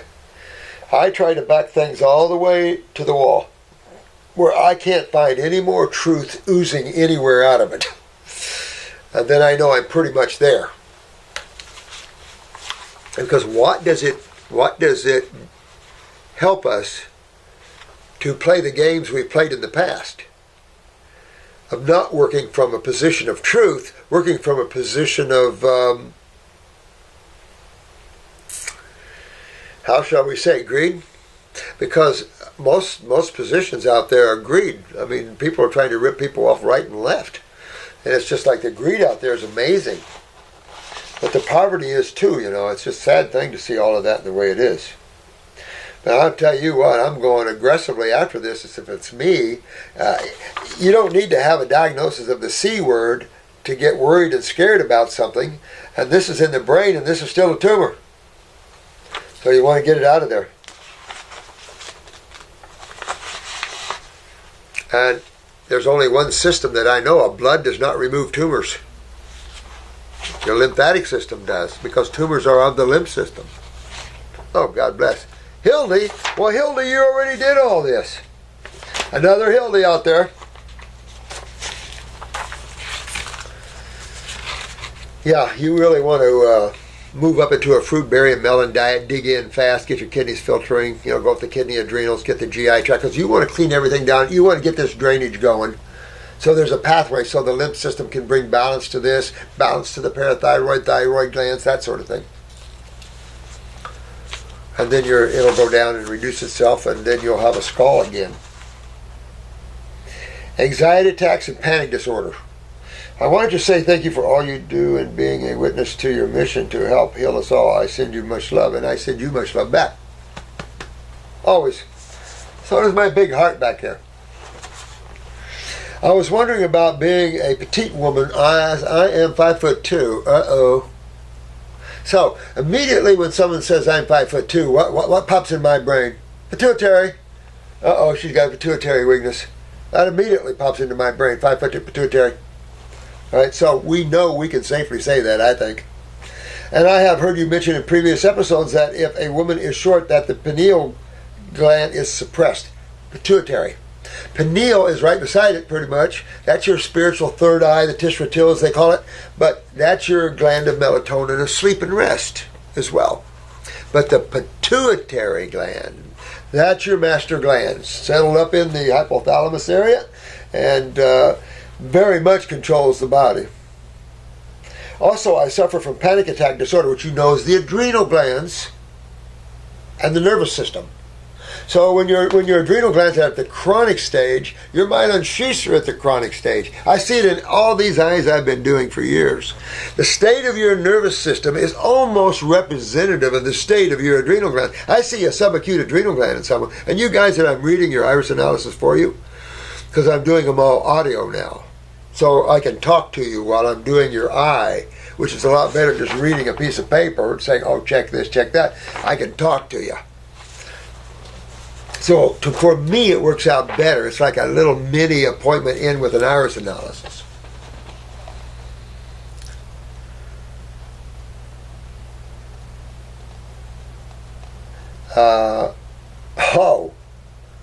She's had this panic attack disorder since she was 4 years old. So I can tell you, dear one, you were probably born with a chronic adrenals and chronic myelin sheaths. It started out that young, and at 4, we all know your people are born with adrenal weakness. That's almost standard issue through the hatch. But I am wondering if there is a link with my parathyroid, adrenals, pineal, and thyroid. Absolutely, but not the pineal. Put the pituitary there. And total link. TSH, PTH, ATCH, FSH for the ovaries, and I'm sure there's more. We've only identified 9. I think there's 9. They say 7, but we found 2 more. So I think there's 9. My question is, what can be done, if anything, to control this? Well, it's not about control. It's about making healthy, honey. It's about making healthy that which is weak, either genetically weak or being suffocated by mucus and acids. One of the two. And you fix them both the same way. So however your age is, whether you can grow or not, we've been able to get children up to 15 years old to grow. Now, I've never had adults tell me they've grown by doing this because I've never had anyone converse with me like that. But I have plenty of children. They call me and their children are undeveloped. We go right after their glands and boom, they catch right up and they're good. We've had several Amish that way and a lot of people that way. So it's real good stuff. It's neat. It's just health. My question is, what can be done, if anything, to control this? Okay, again, we're not going to control it. We're going to detox and clean all these things out. We're going to inspire the function of, increase the function of. That's what herbs do. And that's what glandulars do. And that's what, frankly, diet does. It feeds energy. It increases the function of. It aids in the function of. It all is involved in that. I have often felt that it is a chemical or hormonal reaction in my body. I think, oh yeah, definitely. Oh yeah, that's total hormonal. Despite my efforts to try and control my anxiety, that's steroids. No, that's I'm sorry, forgive me. Too fast. That's neurotransmitters. That's neurotransmitters. And that is that's a problem because if you're that bad, you've got to have really low blood pressure. I mean, you have that many anxieties. You either have high, which is really low, and then when you get done, really low blood pressure, or you have really low blood pressure in your face right now. I have been medicated for 14 years and have been weaning off my anxiety medication as of recent. To wean off of something like that, you want to back it up. And I would back it up with a 400 milligram adrenal glandular. I would back that up. Because these medications control, you use the very word control, suppress, block. Remember calcium channel blockers and your high blood pressure meds, things like this. So that's what medications do or pharmaceuticals do. That's not what we do. We open, clean, rebuild. Just like you bought a house to flip it. I've done many of them. And you go in and you rebuild it. And then you flip it. And that's what we're doing to your bodies. We're going in and rebuilding it. It behooves you to understand what breaks it down, though, so you can understand that you're the main ingredient in this problem outside of your gene pool. But you got to understand God put you there because of the gene pool and the experiences that's giving you. Because your experiences in life is just what you need. There's nothing of happenstance here. That isn't how the divine one works. Everything has a reason. Everything. Just because one doesn't know it doesn't mean he can negate it. You have to show honor and respect. Even for the divine, even though you're part of that.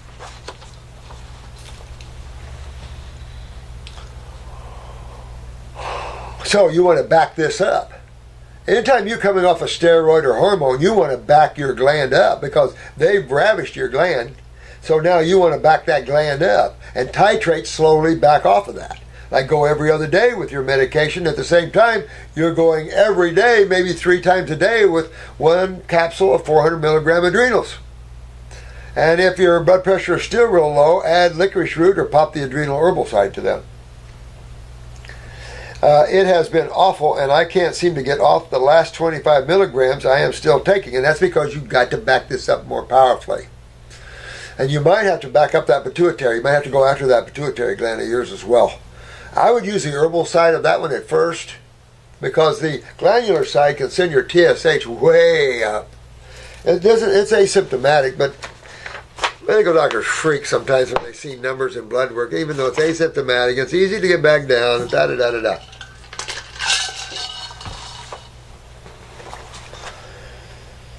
But I get you on that. Oh, wait a minute. I started out at 150 milligrams daily. We come down pretty good. But back this up before you come off the rest, and you'll feel better coming off the rest. So you got to back up those tissues. Can't just come off and say, I'm coming off of that. Back it up. Go after why you took the med in the first place. I want to be off medications when and if I get pregnant. Now let me say this about that. Get yourself healthy, dear one, before you can conceive, because you're going to pass a pituitary weakness to your baby, and you're already how many years down? So when you take your genetics and you pack on 20 years or 30 years on it before you have a child, and you're eating a standard earthling diet, you're making your genetic weaknesses even weaker, and then you're going, here to my children, here's my weaknesses.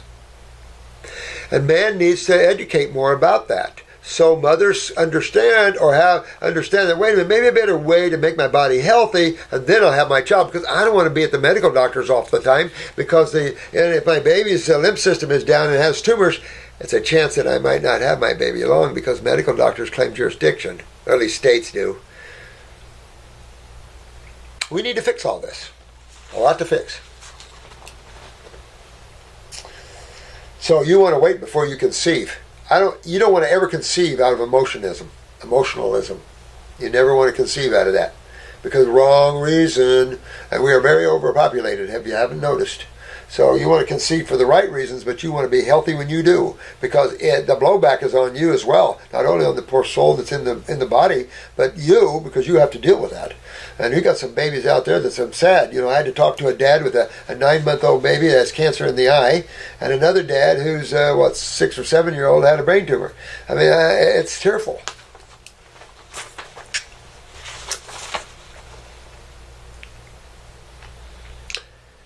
So, I am wondering if ever I get off my medication and take glanders. You want to take them while you're getting off. You don't do one thing at a time, guys. If you do one thing at a time, this thing is going to be one of the roughest rides I've ever seen for you. You want to go and go. Take off your clothes and jump in the water. I mean, come on. Or leave them on and jump in the water. I don't care. But jump in the water. You don't want to sit out and go, well, I'll do this and I'm going to do this, and look on the outside or look on the inside out of the window going, well, maybe I'll do it, maybe I can do this. Jump in! It's going to hurt you. Look at how many thousands and thousands and thousands of people are doing this. And it's your body that you have to use to experience life here. So how do you want to experience life here? Free and fun and healthy and happy, or full of pain and lumps on the head and everything else? So jump in and go after it. You're not going to get hurt. We're not a stare. There are some guys out there, the master of fast. There's some people out there that are pushing it. You got to be real careful when you push it. Tonics and formulas, will this be enough to heal me along with a raw diet? Absolutely. It's enough to heal everybody else. And will I have to keep taking glandulars, tonics, and formulas for the rest of my life in order to not have any more anxiety or panic attacks? That's an excellent question. No. And anybody that tells you you do wants your money. No, you fix things. Let your food be your medicine, and your medicine be your food. Hippocrates. The whole Hippocratean oath. And that's basically, you want your food to be your health. You want to eat your health, and that's the way it's supposed to be. Now we're eating our discomfort, our pain, our swelling. Change that around and start eating your health. Yeah, it's going to tug on your desires. Yeah, it's going to tug on your conditioned mind. Yeah, but aren't you stronger than that? Aren't you more powerful than your mind? Or is your mind more powerful than you? That's sad. Because that means you'll never gain control. You'll always be a victim in your world.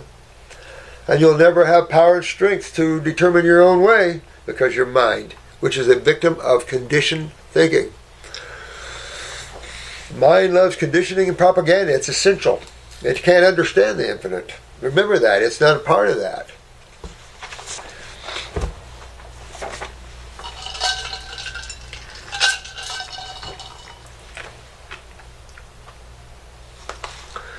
Anybody tells you have to take things the rest of your life. I remember the manufacturers of, it was beta 3, 6, and I think I've even had benign glucan, but it was also MSM, stuff like this, and they were claiming you have to take this the rest of your life, blah, blah, blah, blah, blah, and you have to take it. And it's like, when you get people like that, it's like, yeah, right, yeah. Thank you for the bottom of my heart. I want to thank you, honey. You want to fix your body and go on with life. You don't want to be carrying around this whole health thing all your life. You don't want to be fighting for your health all your life. You want to get your body healthy and go on. If you want to be a counselor and help those that don't understand that, I admire that. So, that's it. All right. Love Catherine. Love the name, Catherine. My personal assistant for many moons her name was Kathy, and had a daughter, Catherine. Kathy, she's sweet as can be. She is a she's a great soul. She'll be back down here in about 3 weeks, I think. But she's up in Massachusetts now. Please use the name Suzi on video. Thanks. Okay. All right, Suzi. Suzi Q. Anybody like the what were they called? Creedence Clearwater Revival. I love those guys. John Fogerty. Thanks. John Fogerty and loved them music. All right, Suzi. It's Suzi. Thanks so much for being such a stand for health on the planet. Thank you, dear one. You stand with me? Come on. About 12 years ago, I had the gastric bypass. What? About 12 years ago, I had the gastric bypass. Oh, crap. It was a hard decision. I bet it was, honey. And one which I wouldn't make now. I know. But here I am. It's taken me all these years to forgive myself spiritually for the action I chose. You know, I felt that way. I feel you. No. No. You don't hold that. You don't hold anything like that. No, because you hold yourself down. It doesn't matter what choice you made for your body. It's a choice you made. Who cares? It's just a body. You know, that's what you're here for, to experience. Some of it might not be all that good, and some of it might be very good, but you're always experiencing in duality, my dear one. So you're going to have the negative and the positive. Never hold yourself at fault for anything, okay? Because you're not. It's just the way creation is. You were put in that body for the lessons to learn. So don't beat yourself up one little bit anymore. You get rid of that. You open the door and throw that crap out of there. You made a choice. The problem is the medical profession, not you. And I've told you guys that gastric bypass is a very serious problem because they basically eliminate all absorption of nutrients. They eliminate almost the whole small bowel. They only come in, I think, I don't know what yours was, but I think they come at the jejunum or somewhere down the ileum or somewhere down near the ileal valve, which is 90% of all absorption of nutrients. Basically, starvation. And they don't know how to fix the adrenals and thyroids, the glands that are making you obese. The weaknesses that you can fix and take care of your body. So we need to go back now and fix your adrenal glands, fix your thyroid, fix your body up. Because when you get that large to have a gastric bypass, and you haven't said the weight, but when you get that large, you have both involved. And a lot of times the pituitary is very much involved. My heaviest client was 770 pounds. I've worked on a 770-pound man before. And I use 4 dropperfuls of herbs, where you guys are only using 1. And he could have taken 6, easy. Oh yeah. It's like working on horses or anything else. When you've got a large volume there, that's a problem. When you're dealing in tinctures and things. She says, now I have peace. I hope so, sweetie. You have peace, okay? I'm expecting a whole bunch of herbs to arrive to me in New Zealand. Oh, wow, any day, and have been following many different modalities for the last 6 years. Herbs are so much fun. It's fun, especially when you're first introduced to them. But when you get at my level, you realize the incredible consciousness that each one of them has and affords the Homo sapien. It's just, I hold the divine in awe. It just how I figured all this out. Wow. Woo. Each one a deeper path to health and holistic well-being. And this, and she brings up this. Suzi brings up an interesting thing. And I want you to understand this too, is your journey is like that. Your journey might take you here, Your journey might take you to Catholicism. And then you withdraw from Catholicism because there was something you didn't like, and you came over here and became a Sufi. Remember the lady I told you that was a staunch Catholic? But she became a Sufi whirling dervish. And she was trying to achieve out-of-body experiences. Well, that's not foreign to a Catholic. There's the Catholic monks that go out into the desert and fast for 40 days and 40 nights and enjoy out-of-body travels. You don't hear about those in Catholicism. But where one day Catholicism will be okay for you, tomorrow it might not have or give you the succor and the awareness you need out of it. Excuse me. So you might have to make a change. Don't be afraid to do that. They're stepping stones. Life is stepping stones. One religion might be a stepping stone to you today and another one tomorrow. Who cares? This is your journey. No one's grabbing you by the neck saying you're going to be a Catholic all your life, whether you like it or not. You can be a Catholic one day and a Hindu the next. So what? Whatever opens you and allows you, and you'll see you have a unique pathway for you. You all do. And there'll be masters along this pathway that you might not recognize, but will be there. And you will remember that after the event happens to you, you'll, that had to be a master. Cool stuff. Cool stuff. Masters can pop in and take on any form, and you can never guess it sometimes. You can after a while though. But it's neat about some of the, I mean, it's just so much fun.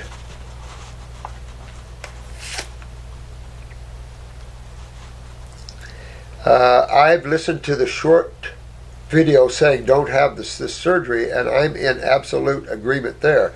But can you address the other, oh wait a minute, I'm sorry. What is this? It was hard to see, all right, but here I am. It's taken me all these years to forgive myself about the gastric bypass. I am now at peace. I'm expecting a whole bunch of herbs, okay, following many different modalities, each one deeper, okay. I've listened to the short video saying don't have this surgery. Oh, I see. And I'm in absolute agreement there, but can you address the other side for those tens of thousands of us who have already taken this option? Well,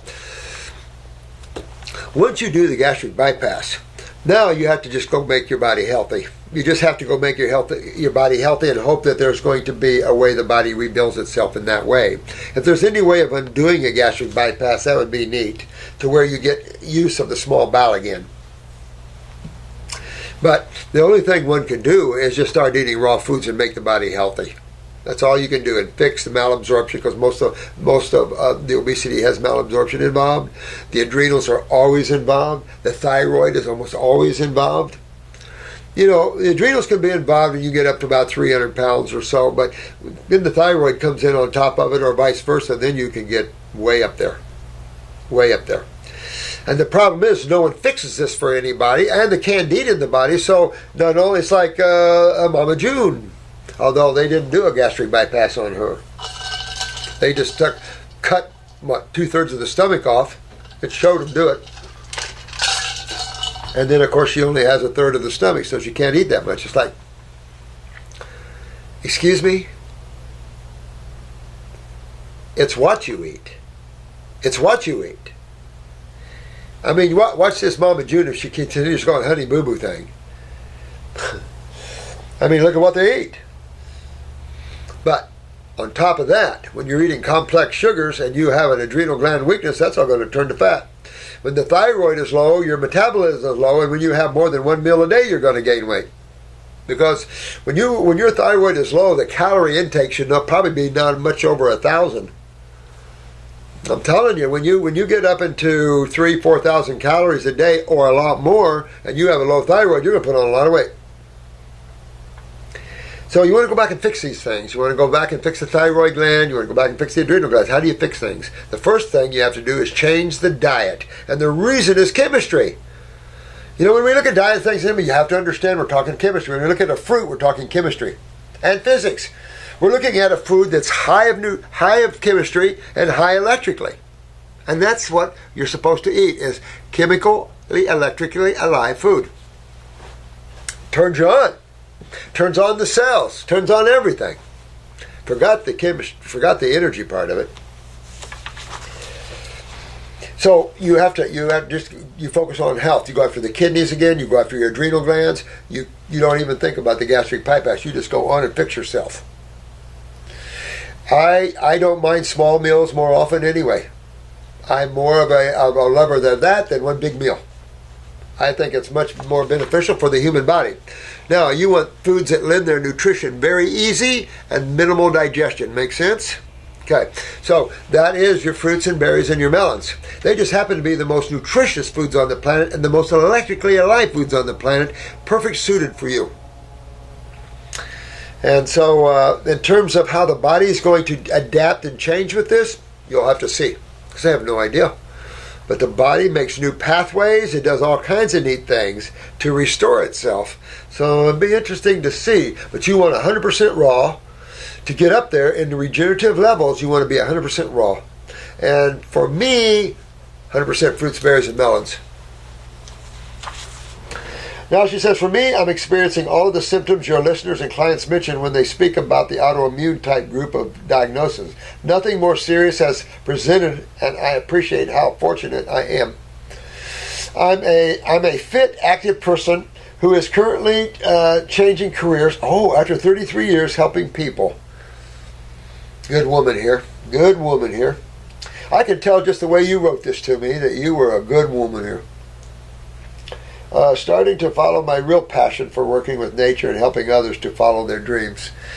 And what kind of this is a spiritual being here.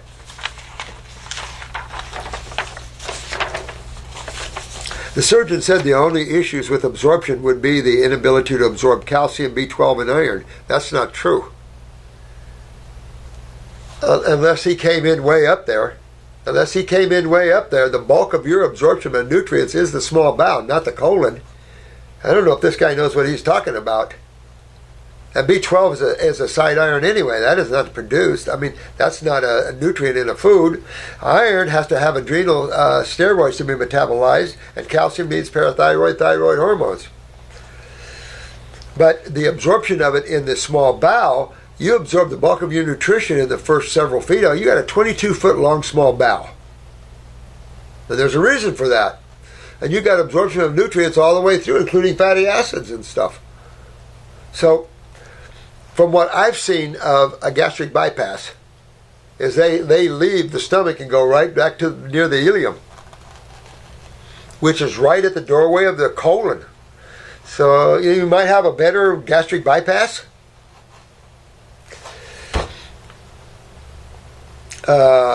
Dealing with the emotional spiritual body was very challenging and overlooked in my view. I believe that, honey. I believe that. But when you set someone up for starvation, you set someone up for a life of hell.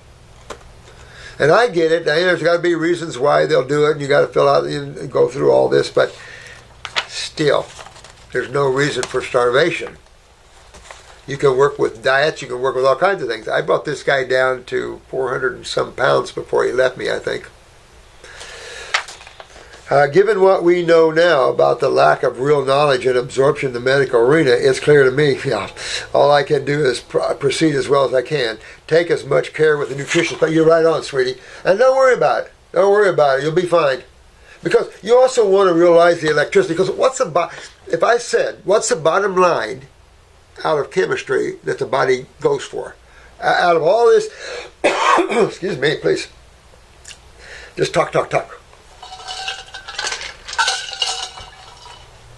Out of the calciums and the B12s and that sort of thing, what does the body really use out of these components? The energy. The energy. So, it's enough to say here that you got it all. I think you're right on in your thinking here. The surgery can't be reversed, of course. So I'm left with it. Let's hope with proper care and nutrition our bodies can figure out how, and I agree with you 100%, Suzi. I agree 100% with you. That's very aware thinking because that's all you can do. But if you go to the simplistic foods to digest and that are electrical, I don't think you'll have any problem in your life. I really don't. And if you do, we're going to even figure out how to do that. Maybe some superfood blends might help, powdered up real good, but still, you got absorption issues. So, but I think you're right on with that. And at a high level of raw, well, a total level of raw, a high level of energy and chemistry, the body rebuilds itself. You don't know what the body can do here, so it'll be interesting to see. I am committed to getting the message out there so others can choose not to go down this path and to fix their glands the right way. Exactly, because they didn't do anything. They haven't fixed anything on you, honey. They just, kind of bypassed. So we need to fix some things, and we want to fix your body up. Get your kidneys filtering. Get your adrenals. Go after your body just normally. So, and I'd appreciate your comments and helping me to get it known. There is so much more to this operation than people could imagine. It's not the answer. It's just not. And I am in 10,000% agreement. 10,000% agreement. And I would love to help you get your message out, Suzi. Sometime let me know about that. I'll do a private video about that. And you can put it up on your website or something, your Facebook or something. Because people have to know. People have to know you can fix your bodies. Come on. But we lived with this medical crap for so long about diseases and stuff like that, and the lack of understanding of health and vitality and all that. And we've relied on them. Well, I don't know why. The power that they generated is why. And so the old man's dead, finally, Rockefeller. I mean, some of these souls come here and create nightmares for people for generations. And he's one of them.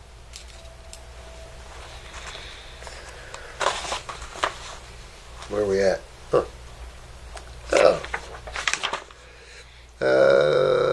Questions and thoughts. This is, hi, Dr. Morse. My name is Franck. That's interesting, way. Franck. Is that Frank? I live in New Caledonia in the South Pacific. Ooh, that sounds neat. Which means that I'm French. That is neat. I'd be interested to see that island, how pretty it is. I love islands and stuff. I mean, God, the beauty of the Caribbean and the beauty of the islands. Oh my God. Someone was saying, this guy has a sailboat and travels and lives down in there a lot, was saying it's not as pretty as it used to be. Too bad, because the Caribbean always was just gorgeous. I'm married and have a 12-year-old girl, and I'm 43 years old, nearly 44 in June. I came across your videos thanks to my mom, and you nearly made me cry hearing you talk about food and our ability to regenerate ourselves. Oh, thanks. Yeah, but you see, that's the problem. Man doesn't realize they can. Isn't that sad? We've lost so much. Let's get it back. Let's get it back and then go on. Take the Homo sapien consciousness on up to where we're acting a little more divine between each other. A little more civilized. I thought I was eating well because I am, I don't know what that in weight. Kilograms, 66 kilograms, so not overweight, but I realized I wasn't eating so well. We mainly eat cooked vegetables, rice and pasta with red cooked meat quite often, as well as chicken and fish, because I fish.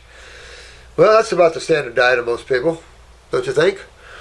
Every morning I drink some fresh fruit juice that I made with my fruit extractor, and I eat cereal bread that I made with butter and cow cheese. Yuck! So, let's do this. Let's stay with the fruit for breakfast and get rid of the cow cheese and what else? Cereals. Yeah, let's get rid of all of those, because all you're going to do is clog your body with mucus and create a lot of acidosis. Yeah, I wouldn't be eating those things, but particularly for breakfast. You're breaking the fast from the night before. Fruit, berries, melons. Or a fruit smoothie. Just saying. But I would not, cow cheese. Oh, yeah, I wouldn't, cheese is constipating, mucus forming, fungal forming. Oh, nasty. Fermented. Now that I've seen someone else's and your videos, I've decided to change my eating habits. Good. I would. My wife does eat a lot of cow cheese, and I'm convinced her to stop it. Well, remember this, though. You two are probably pretty full of fungus right now because of that. So you might want to take like Parasite M or an antifungal for a while, because your wife and you probably are going to start craving that cheese. You start getting too far away from it, only because you have fungal problems. It's already a fungal food. I mean, we talk about eating fermented foods, and it's like, why? And then you bitch about candida and fungus. Excuse me? That don't make sense to me. You complain about that you have too much in you, but you eat fungal foods. Oh, it makes sense to me. My wife does eat a lot of cow cheese, and I can stop. My girl doesn't want to really stop eating bread, of course not, and butter, but I'm not giving it up, thanks to you. But I am not. I do not suffer from anything apart from cold sores on the lips. Well, that's a form of herpes. And you notice they'll come out when you're acidic. I have a couple of spots right here. I had some unripe mangoes this morning, and I just came right up on that. It's acidic skin, the juice in that skin. Doctor gave me some medicine. I don't know how to pronounce this, but it's an acid. It's aciclovir, something. It's an acid and something else. I had to take every morning. Here we go, taking more acids, and that's what brings them out in the first place. But I was fed with those pills and decided to quit about 1 year ago. I've made few changes, and I am not able to handle it with one occasional cold sore. I also suffer at the moment at L4, L5 vertebrae. What's L4, L5, guys? Kidneys! So you have kidneys down, because that makes sense. You have a lymph that's being invaded with viruses and blah. Yeah. I also suffer for L5 right side because I moved a very heavy TV screen 20 years ago and my vertebrae displaced. But it would have come back. The reason it's staying displaced, my dear one, is your kidneys. Fix your kidneys and L4 and L5 will come back. And you could have had a weakness. Look at your eyes. You probably had a genetic weakness there in the first place. Went to see an osteopath, and now I know how to deal it with time. I'm okay and willing to modify my eating habits, and especially for my daughter. I've been running through your videos, and I haven't seen them all, but I've grasped the most important, I think. Yeah, I think, it doesn't take long to grasp really where our focus is and why.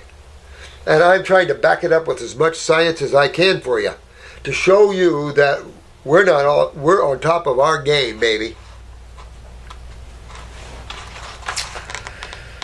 I will keep on watching them, but there is one thing or two I would like to know. I'm ready to go for detox with the fruit and salad, but I don't know how long for, and then I don't know what to really eat afterwards.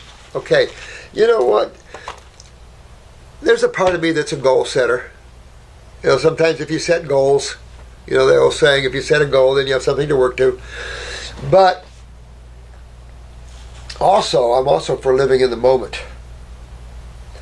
And I think if you set up, I don't know how long I'm going to do this, I don't know, that's a negative. I'm going to tear this apart. I'm going to start on this. I'm just going to see how far I can go. That's a positive. And that's where you want to go into. You want a positive. You want to tear into this because it's you that reaps the benefits. Why would you not want to help yourself? What is it in you that's blocking you from helping yourself? Oh, they need to, the mind, your mind. And another component that can block is your emotions. Emotional eating is well established. Class will be talking about the emotions and health and all that sort of thing, of course, and the glands and all that. So you got to understand that self-discipline is vital, and that's why. Whenever you're done, you got any time? Yeah. Are you done? I'm not done yet, but I can. Okay. You need help over there? No, I just pronouncing some of these words. So whenever you get done. Okay. Okay. I'll come over.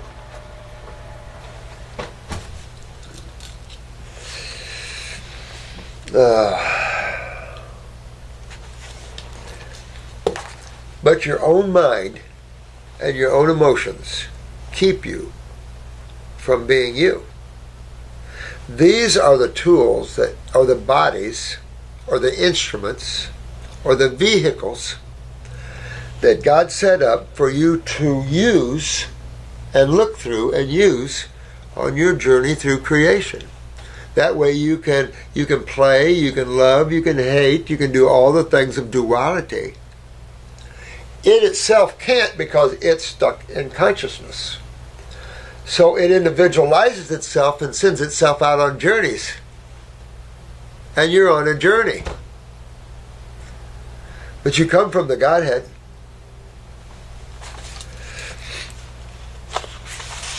So you don't want to sell yourself short. Be the positive side. Even though positive and negative are in creation.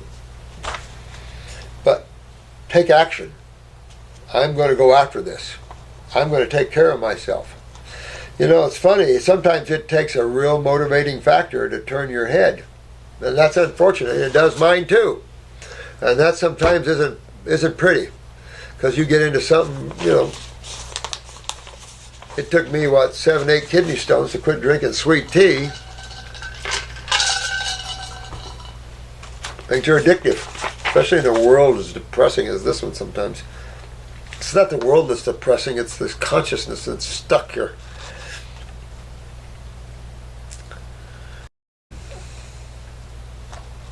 Okay. Now, how long you go on a program is up to you. For me, I'm suffering, I'm going. And I'm going to do this till I'm not suffering anymore. By then, you're redeveloping your new thought forms. You actually have to consciously re-thought form yourself. You have to recondition your mind. Because society has conditioned your mind, your school you went to conditioned your mind, your church or synagogue or whoever conditioned your mind. So you're a totally conditioned instrument. How do you know what truth is if everything you've been taught is conditioned? Other people's experiences, other people's ideas. How do you know for yourself what is true and what is real? And only you can determine that, right? So don't sell yourself short. When you need to do something, just up and do it. Develop your sense of self-discipline. If you try to use the mind to discipline yourself, good luck. It's a very undisciplined entity. You can discipline it. So, you take off and go for this. And you go to make yourself healthy. This is a new world. Just say, I'm entering a new life now. I'm taking off the old clothes. I just bought some new stuff. I got some new information here. And my world is going to be new from here on. I've lived just like I've lived up to now. I need something new in my world. I need to feel good. I need to have mobility. I need to be able to walk and talk and breathe and have fun. Maybe make love.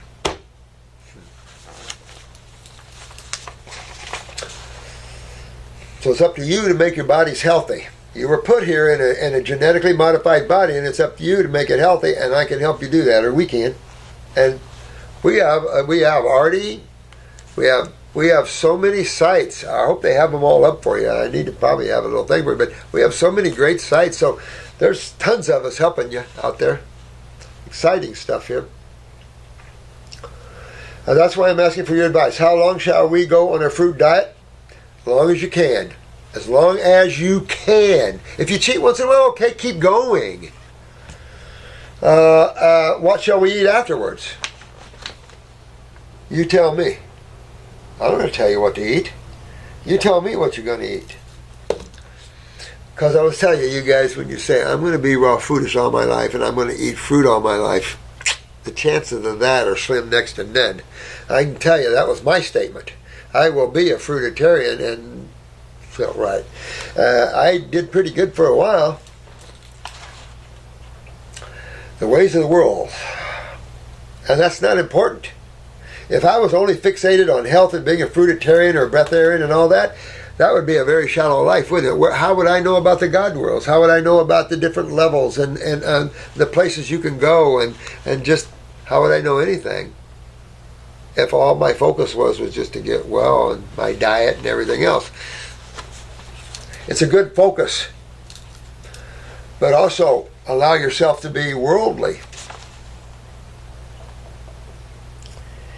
But what you want to eat is about, I would say that you want 80% raw to 20% cooked. If you want optimum health after you get in and rebuild yourself, I would think 80% raw and 20% cooked. If you can do 100% raw, ho, baby, that's the way. But if you can't, 80%, 70% raw, 20 to 30% cooked. The cooked should only be vegetables. And of course, that doesn't allow for meat. If you're one that has to have dead animals, okay, throw a dead animal in a salad once in a while.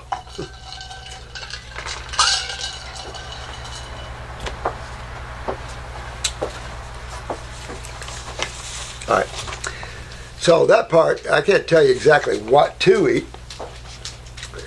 Let me see here. I apologize for my talking of me and perhaps making you wasting your time. What? That's why I'm doing this, my dear man. I'm doing it for you. You're not wasting my time. We're listening to what you have to say. And then we're going to comment on that, hopefully to your good. Because I do not have a cancer or something grave. Thank you. We don't always want the grave, guys. That's why we're so emotional and things. We deal with so much of the insane. We like it sometimes when it's not the insane. That's all we live in is the insane here. So it's good not to have someone that's not ate up with acids. I don't mind dying tomorrow or live very long, but I just don't want to suffer. And that's probably the answer you're going to get with most people on this planet. I don't mind dying, passing, going to my next one. I don't mind living, but suffering. And that is me totally. I have no problem killing an animal if I needed to. But I would never do it unless I had to. So you can't, you have to realize survival. Mm-hmm. But to make one suffer, to hurt anything, vomitous. If you have to pass from this plane, go. But to suffer, that's. I also like your linking the spiritual with the body. It appeals to me. Thanks, because this is the best way I think I can link it all, is do it together.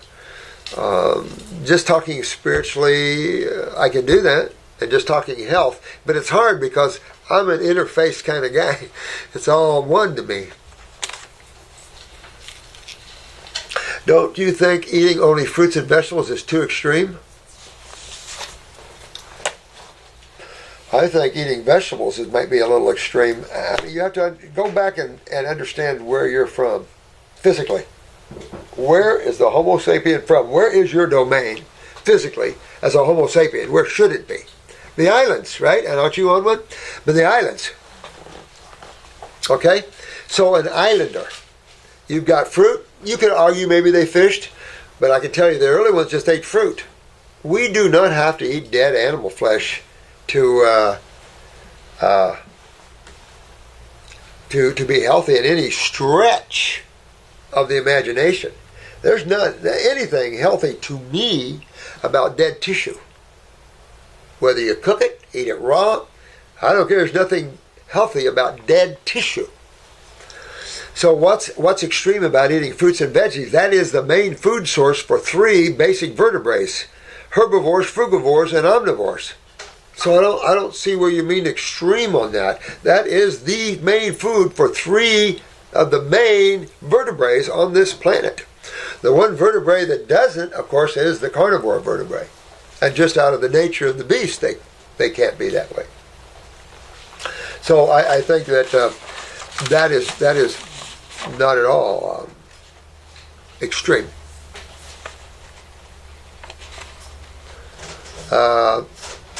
Will I miss vitamins and essential nutrients? What foods do you think nature put all the vitamins and minerals in? Refined grains? Matter of fact, who did create the grain basically? Wasn't that man? And grain is not a human food, is it?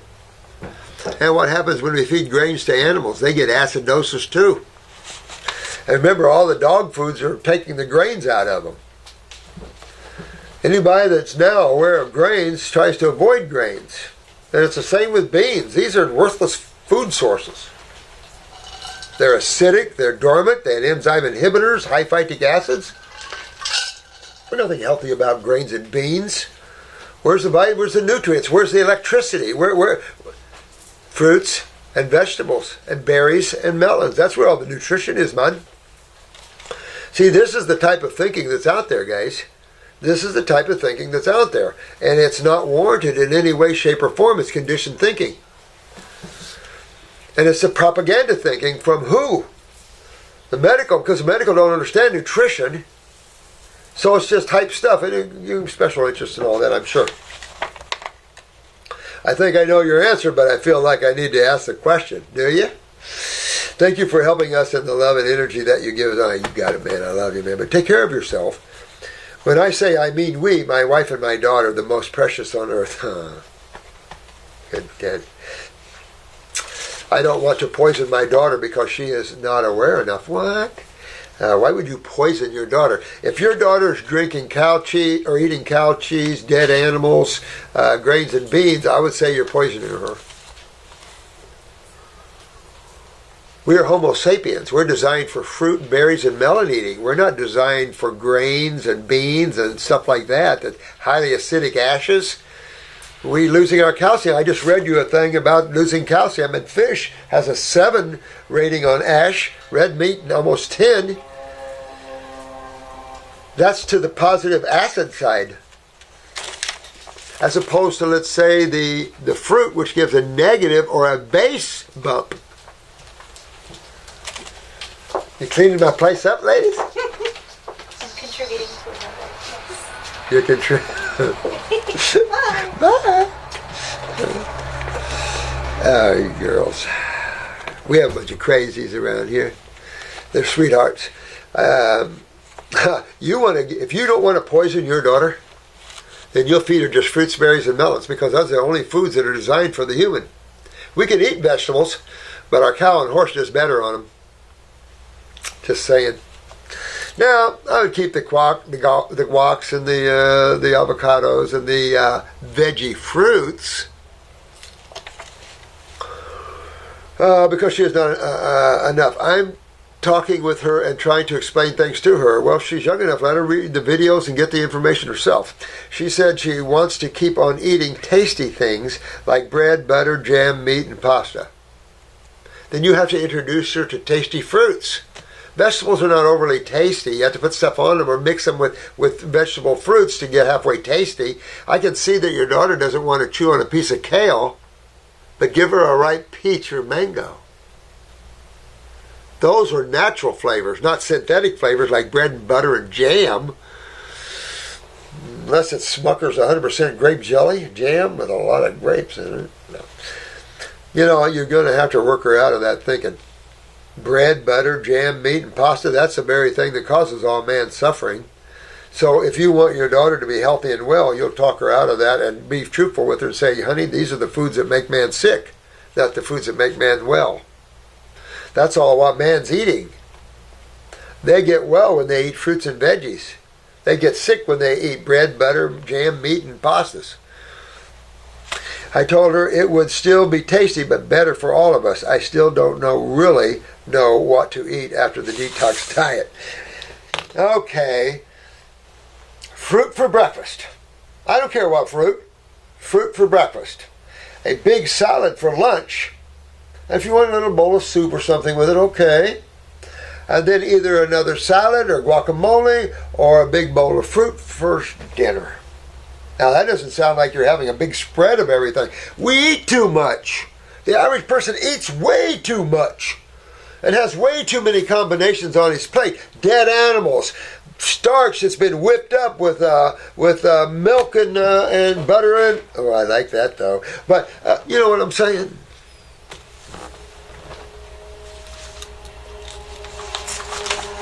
So if you want to feed your daughter healthy, you're going to feed her the foods that's designed for the Homo sapien. The Homo sapien is a frugivore species like the primate. Now, we can handle vegetables. We do fairly well on them. Zoos feed primates vegetables. Stupid. Boy, if I was a silverback ape, I'd take that zookeeper and say, "Give me some fruit."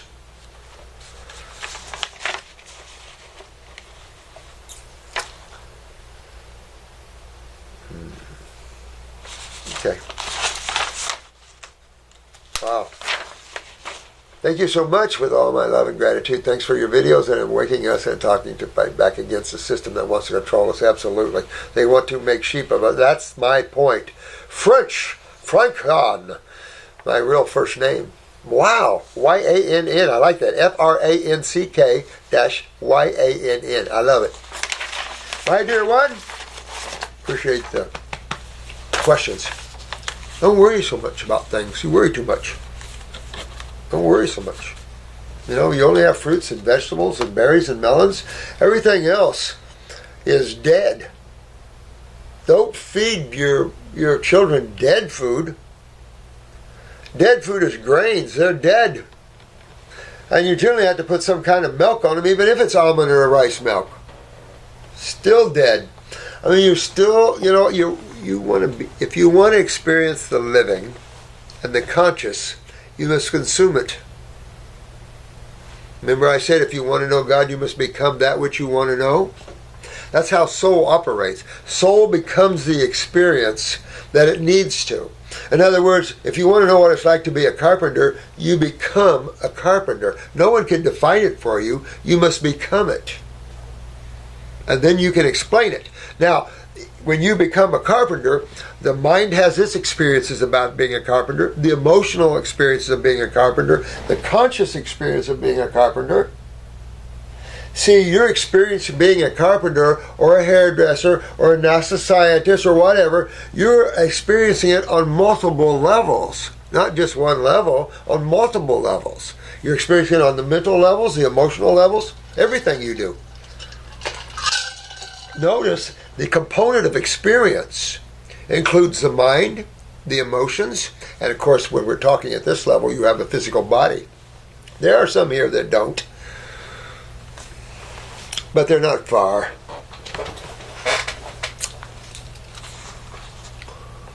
How are we doing? We're doing pretty good in time here. Oh, wow. Please help. Rare degenerative illness, MERRF. That sounds like the gene that you can't detoxify with, the MF gene. Oh my God.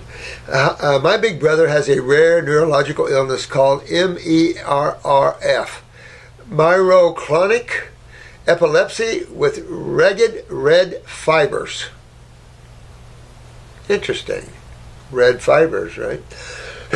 Interesting. For over 20 years now. He has deteriorated a lot in these past few years. He's been on a feeding tube for over 1 year now, as he cannot swallow anymore. And the food will go directly, into his lungs if he does eat a teeny bit of pureed food. He is presently in ICU breathing via his throat on a breathing machine. His left lung is collapsing and they are trying to pump it with a pressure machine.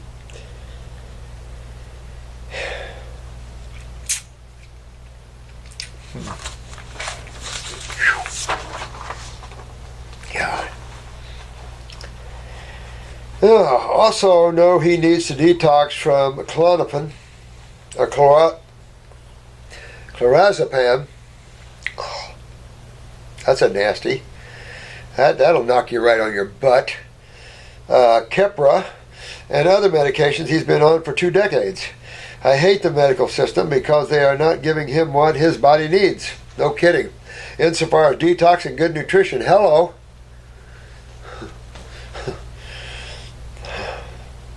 Yeah, they're feeding him the foods that deteriorates him, and he's in ICU. Let me tell you, it doesn't matter if you're in ICU or CCU. I mean, it's just they don't know about diets. So whether you're in intensive care or critical care, you're going to have barbecue beef sandwiches, French fries, and the crap like that. But this lad, no, of course. They are injecting him with all kinds of meds to treat symptoms and side effects which they themselves have created in the first place with all the meds. No kidding. You know, when you get a catch-22 like this, I hope you can get your boy out of there. Your brother out of there. Have you heard of MERRF syndrome? Huh. We've been told there is no cure. Yeah. There's no cure for anything medically. Okay? So, don't worry about MERRF. There's no cure for that. There's no cure for anything medically. You have to understand that. I don't know. They say it as if they cure everything else, but there's just not one for this one. There's nothing they cure. Nothing. Come on. Surgery, that's another beast. You can't claim the word cure when you're using surgery. But curing, what medical doctor can claim they've cured anything? Now, I do have some that can now. I have some that can. One medical doctor in Canada did just what he used, his name, his verbiage, cured lymphedema. He says, we don't cure lymphedema. He said, I did. And he's been listening.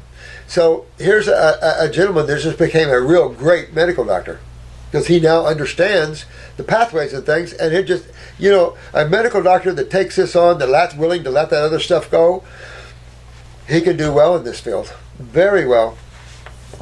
In fact, talking about St. Pete, there was a medical doctor, Dr. Wonderlick. Is that his name? You have to be at least my age to understand that name, I think. But out in St. Pete, he was a medical doctor being a naturopath. That was 40, 50 years ago. I'm sure he's dead, but he was making money hand over fist. Everybody was going to him holistically because they were worried, naturopath might not be able to protect me enough, but he's a medical doctor. He can help me even with that, blah, blah, blah, blah, blah. We've been told there's no cure. Right. Having found your videos, having given me a different view on the rare and degenerative diseases. Yeah, everything's curable, dear one. Everything. There's nothing not curable. And in this case here, you want to. The first thing I'm going to say is, you know, immediately you're going to go after acidosis. If you want to know anything that created epileptic fits, you're going to look into anything that's acidic, including mercury, aluminum, all these things like that. Well, that's a system you're going after to remove these instigators in the first place. The other places just seem acidosis can create things like this as well.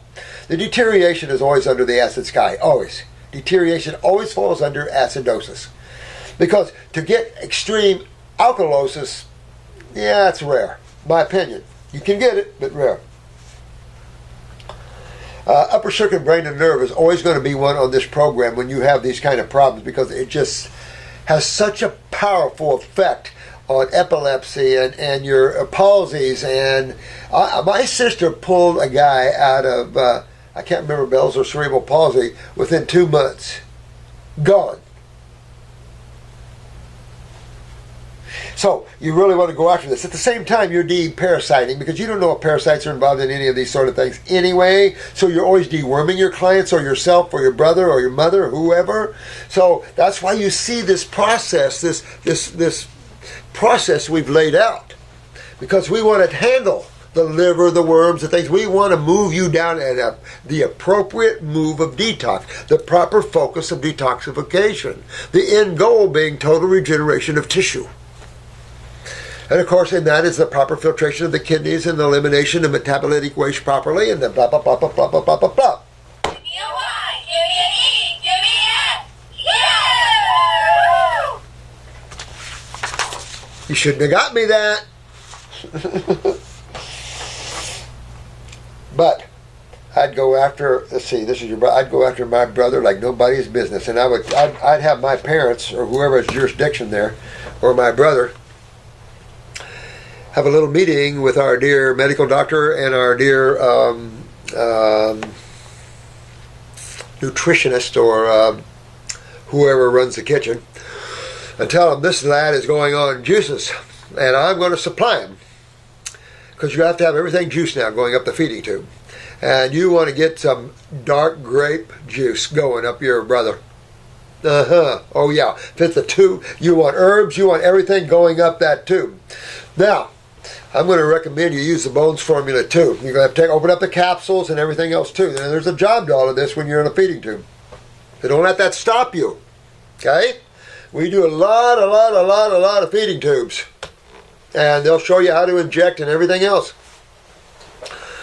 But I'm thinking parathyroid. I'm thinking thyroid. I'm thinking I need to strengthen connective tissue in this lad. He's getting collapsed lungs. So I'm thinking we need to strengthen connective tissue. Does that make any sense? I think it does. So, I don't know. I would get some of that parathyroid glandular, mortal and pestle, and it might be in a capsule though. Open that up and get you a little parathyroid in there, because you want you want to go after this brother. You want to go after the endocrine glands. You want to go after filtration of the kidneys. Same thing you go after yourself. You want to go after your brother with this. And I might add, upper circulation, brain and nerve, and antispasmodic. You want those three formulas. Because if he's having seizures or spasms, you definitely want to correct. I'm sure they have them on Dilantin or something like that. But you want them on a nerve builder as an antispasmodic, not a nerve suppressor as an antispasmodic. Make sense? Yeah. Because we want to build neurologically. We don't want to suppress neurologically or in any way in that way.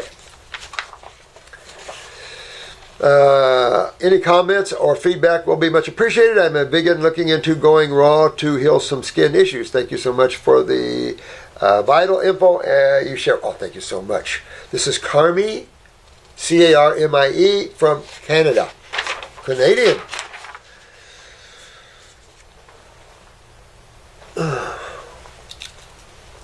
You know, I don't care what diagnosis that's out there. You don't let anything or anybody stop you from getting your body well and you enjoying your journey in your world. Never. It's time man strengthens up and turns around and realizes the power is with each and every one of you, not with someone else. Your power is not with someone else. It's with you, yourself.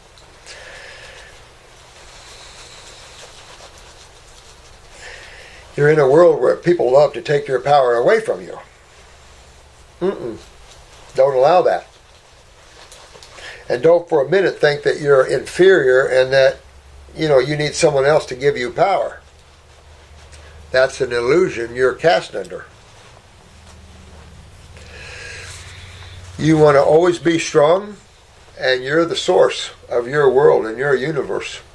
And the best way to find that out is stop thinking so much, stop desiring so much, stop putting yourself external into the candy land, and keep yourself in the observation world where you're watching what's going on. Enjoy Candyland, but watch as you enjoy Candyland. Or you can get all in Candyland. That would be how you get it. That's how soul takes on the experience. Chocolate all over that. That's how soul takes it on. Of course, your body uses taste. All your different bodies have different ways of experiencing the same experience. How cool is that? God had experiencing its experiences from all kinds of views. The mind view, the emotional view, the very inert physical aspects to that, the consciousness, awareness of all that. I mean, it's just unbelievable. All right, I just wanted to ask your opinion on adding a liver and gallbladder formula or pancreas formula along with the initial Fab 4 kit. In my opinion, you can add anything that you can afford. Because to me, more is better to a certain point. There was someone who was just saying they were taking 21 formulas. Oh, I think that was Micah, though. And I was thinking, Micah, 21 formulas is too many in my opinion. I think 9 or 10, because when you look at, you start adding the basics ones up, the main focus, you don't need so many formulas to have all these formulas going on. Remember I told you Shania Twain? Did you see her on Voice the other night? She's a good friend. I haven't talked to her in a long time, though, but 23 formulas. And I said, Eileen, God, you're little. How can you do? I feel better with 23, all these formulas. Wow, I don't know. Or perhaps a few weeks, month of Fab 4 before attempting to add. No, I wouldn't. No. No, bring that liver gallbladder in the picture. You don't have to add the pancreas in the picture. Save your money here. Bring the liver gallbladder in. Those same herbs go and touch the pancreas, okay? So you don't need a separate formula. Use the liver gallbladder formula. And use that for about a month and a half. And then use the pancreatic formula. A pancreatic formula, when you research herbs for the pancreas, you find in a lot of blood sugar herbs. So the pancreas is not just a blood sugar organ. Or gland. So the herbs basically from the pancreas doesn't always cross over to the liver gallbladder. But the barber's family of the liver gallbladder crosses over real nicely to the pancreas. That's your Oregon grape, your burdock, your yellow dock. All of those are extremely high iron herbs. Which they would be, wouldn't they? Mm-hmm. Interesting how God made everything and the foods for different organs. I mean, it's cool stuff. I mean, unbelievable. And probably if we knew it all, it'd be so shockingly nirvanic that you, of course, you can't stay in your body at all. I just want to see, did I answer your question enough?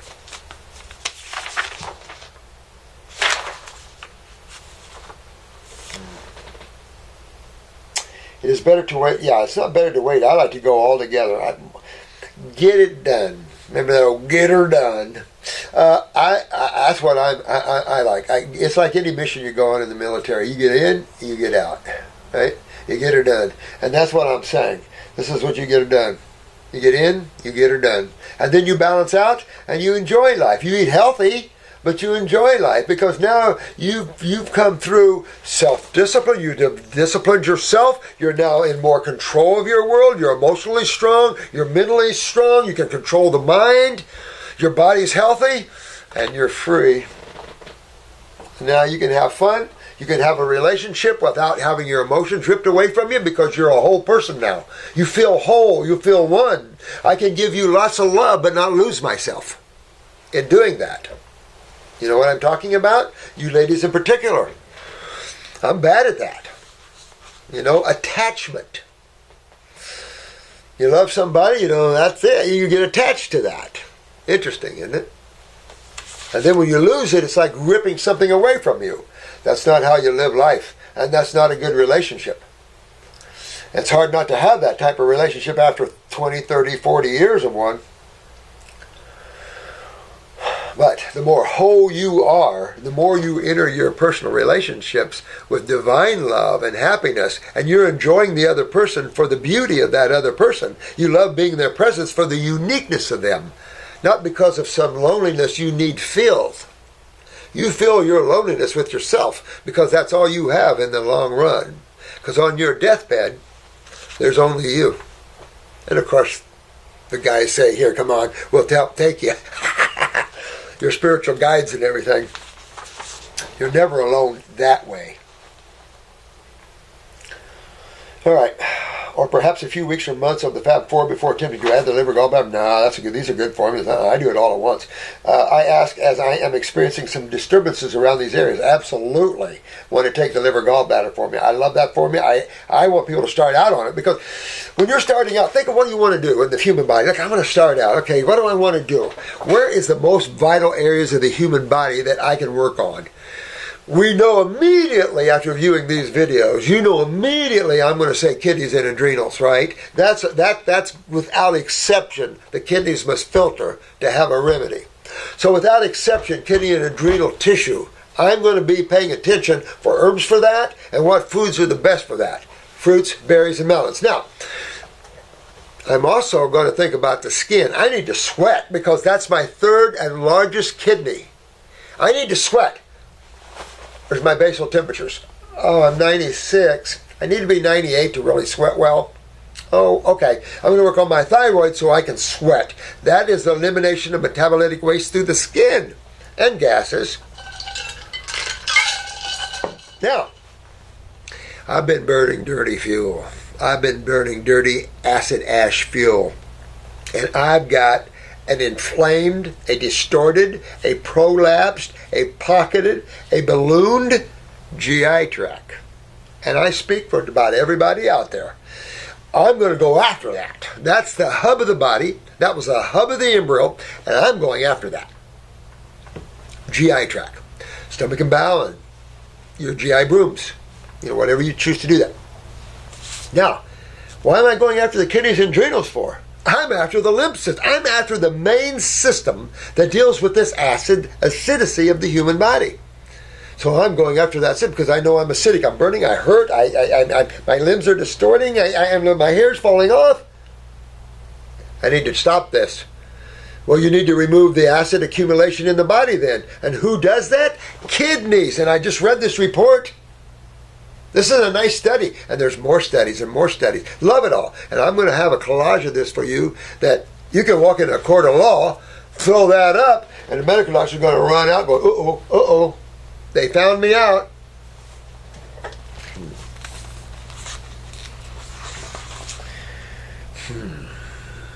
I know your time is precious and full, no doubt, and I appreciate whatever you can advise. Well, that's why I'm doing this. I'm doing this for you guys.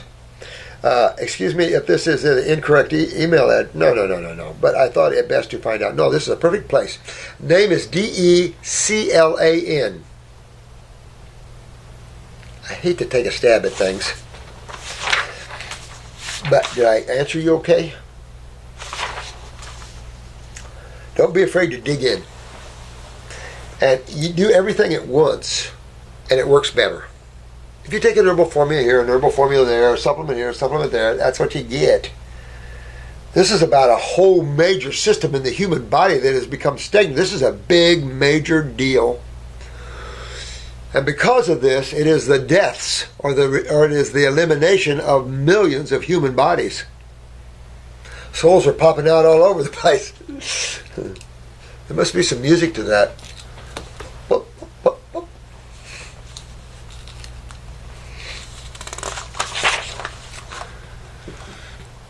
I have taken antibiotics for acne in my teens and sinus infections throughout my adult life. Uh-oh. I am 58 years old and I can't remember the last time I felt great. Oh. Holy crap. We have work done out there out in the front here. This is Highway 41 out here. And if the speed limit's 40 and there's cops all over the place, and this motorcyclist just went, I would say he was at least 75, 80 mile an hour. Just waiting for a cop to go by after him. Okay, now, isn't that sad? Here's a 58-year-old person that's never felt good. I know now I have a lot of sulfur in my eyes. Oh, yuck. Well, you had a lot of antibiotics for acne in the teens, see? I mean, and that's what gets me. Antibiotics for acne? That's like getting a recluse spider bite and giving them antibiotics for it. What? These are excitotoxins. You're getting antibiotics for excitotoxins? I mean, that's the stupidity of the whole thing. That's all they have is antibiotics for everything. It's like, excuse me, there's a little more to life than just antibiotics. I go to school and learn that. And not to mention a bad digestive system. Adrenals, thyroid, lymph, kidneys. I feel overwhelmed on where to start. All right. This is a good question. Oh, her name is Brenda. It's the name of my significant other. All right. Listen, honey, don't feel overwhelmed. You just relax, kick back. Your body loves to heal itself, given the right chemistry. So just get yourself back, put yourself on, start out with your fruit for breakfast, a nice salad for lunch, and fruit at night. And just start out like that. And then in a couple of weeks, get rid of your salad. And just take fruits, berries, and melons. All you want, as often as you want. Don't overeat. Chew good. And then start thinking about an herbal program. And you want an herbal program. I mean, this is why I designed these. You want to go after your wellness. Well, your fluids have everything to do with the health and wellness of your cells. Matter of fact, your fluids are entrusted with the sacred duty of feeding and removing the waste from these precious little babies. The problem is man and his acid ash forming foods that he's had for generations has wreaked havoc on the cells and on the fluids. So you want to address you're addressing the fluids initially when you start eating, because that's your goodies are going into the blood. All that then becomes lymph, all that starts to move around. So you want high electrical foods, you want energy, right? So you need electrical foods. You eat dead foods, you want energy. You don't get energy out of dead foods. They take your energy away from you. That's a proven fact. That's physics. That's a law of homeostasis. You eat foods anything below 7,000 angstroms, and you're going to lose energy. Well, that's grains, beans, they're way low. Fruits, vegetables are at least 8 or 9, and fruit are at least 12 or 13. I mean, you're talking high energy. So, when you're talking about low energy foods. So the first thing is get on a good high energy, good nutritional diet. That's made. Why cook your foods? Take a break from the kitchen. Chop, dice, or cut. Pill and eat. That's my motto. Pill and eat. Don't have to juice. Pill and eat. We don't have to have machines around us. Who cares? Pill and eat. That was a little native thinking for a while. I can't tell you how many oranges I've peeled and eat. Tens of thousands. I feel where to start first. Thank you for getting out the truth about mainstream medicine. Your approach makes so much sense. The products I have used so far are great. God bless. Thanks, sweetheart. But don't feel overwhelmed. The diet is important, obviously, the key factor of it all. You want to think about your kidneys, your adrenal glands, your GI. Just the very things you mentioned there is the very things that I feel that everybody should work on simultaneously. You don't sit around, you got a big tumor, and just work one thing and then work another thing. No! You're going to bring everything down on that body and make it better as fast as you can. Because you've got to bring hydration, you've got to bring alkalinity or anionic environments in there, you've got to open the doors and get filtrations, and pretty soon all these acids start being hydrated, and the agglomeration comes out, the stiffness goes away, just like the stiffness going away. Oh look, yeah, that sort of thing. And life returns. But if you eat death, you get death. You cook your food, you're killing whatever life is there, drastically augmenting, let's say. And so that's what you get. And there's no problem eating some of that once in a while, even for balance, because eating an all raw diet can be very esoteric, shall I say. So very energetic. So sometimes a little cooked soup or something brings balance and a sense of something to someone. And that's okay. No one's standing over you with a club. You enjoy the world. But you can't enjoy it eating dead food and stuff like that. You'll be surprised how much it brings your life out and how much you have a new life. It's like the difference between death and life. All right, let me read one more, and then we'll call it today, I say. Because if you get me going too much, I'm going to get a little quirky here. Oh, this is Manny. Hello, Dr. Morse. I discovered you about a week ago through a friend, and I am already feeling results from just 4 days on a fruit detox alone. Yeah, baby! Yeah! I did too, though. As soon as I started eating fruit alone and stuff, I'm going, oh, wow. Oh, I'm not constipated anymore. Oh, well, I don't feel such a heavy body anymore. I feel light. And I was into martial arts for a number of years, and it's like, oh, I feel balanced. I feel light. I feel quick. I feel observant. I can watch a throw coming in.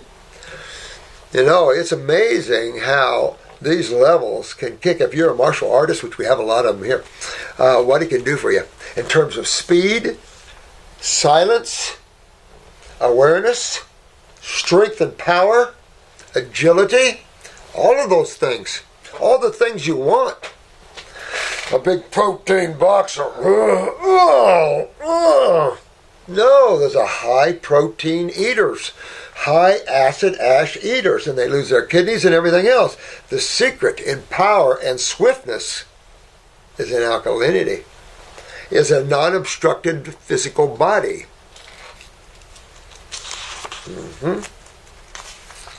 So thank you for that. Thank you, my dear one. I would like to hear your thoughts on how to approach this condition that I have been dealing with. I've been having retinal degeneration problems due to the myopic length of my eyes. What? This is typical medical thinking. How about that the myopic, I don't know how you pronounce that properly, but the shape of the eye and the deterioration of the retina because from something else. Right? Let's look beyond the disease or the myopic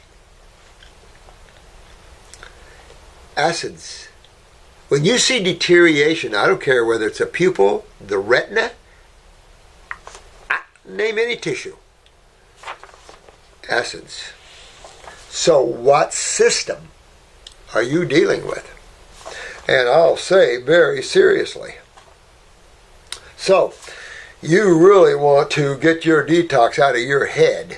You want to detox the head big time. So to do that, you've got to work on the kidneys, the adrenals, the gut, the GI tract, use the neurolymphatic points, candle the ears, start opening up and removing this stagnation of acids. Look at your eyes. See what you're up against. You've got to fix this transverse, this bow to fix the head. So you want to go after that aggressively and pull that inflammation out, pull that acid out of there, and you will then quit deteriorating the retina. Damn, well, you got MACD.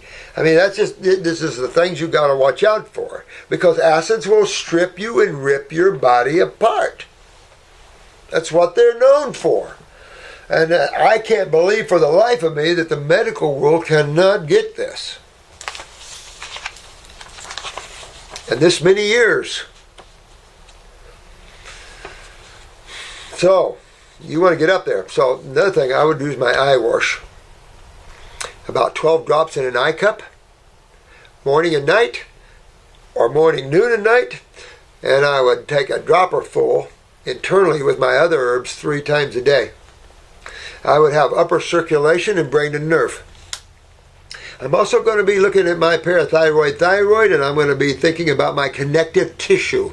I need to strengthen my connective tissue because, as I read to you this morning, with all that acid, you're going to be losing your bone matrix. You're losing your connective tissue matrix, and therefore you're getting an oblong eye.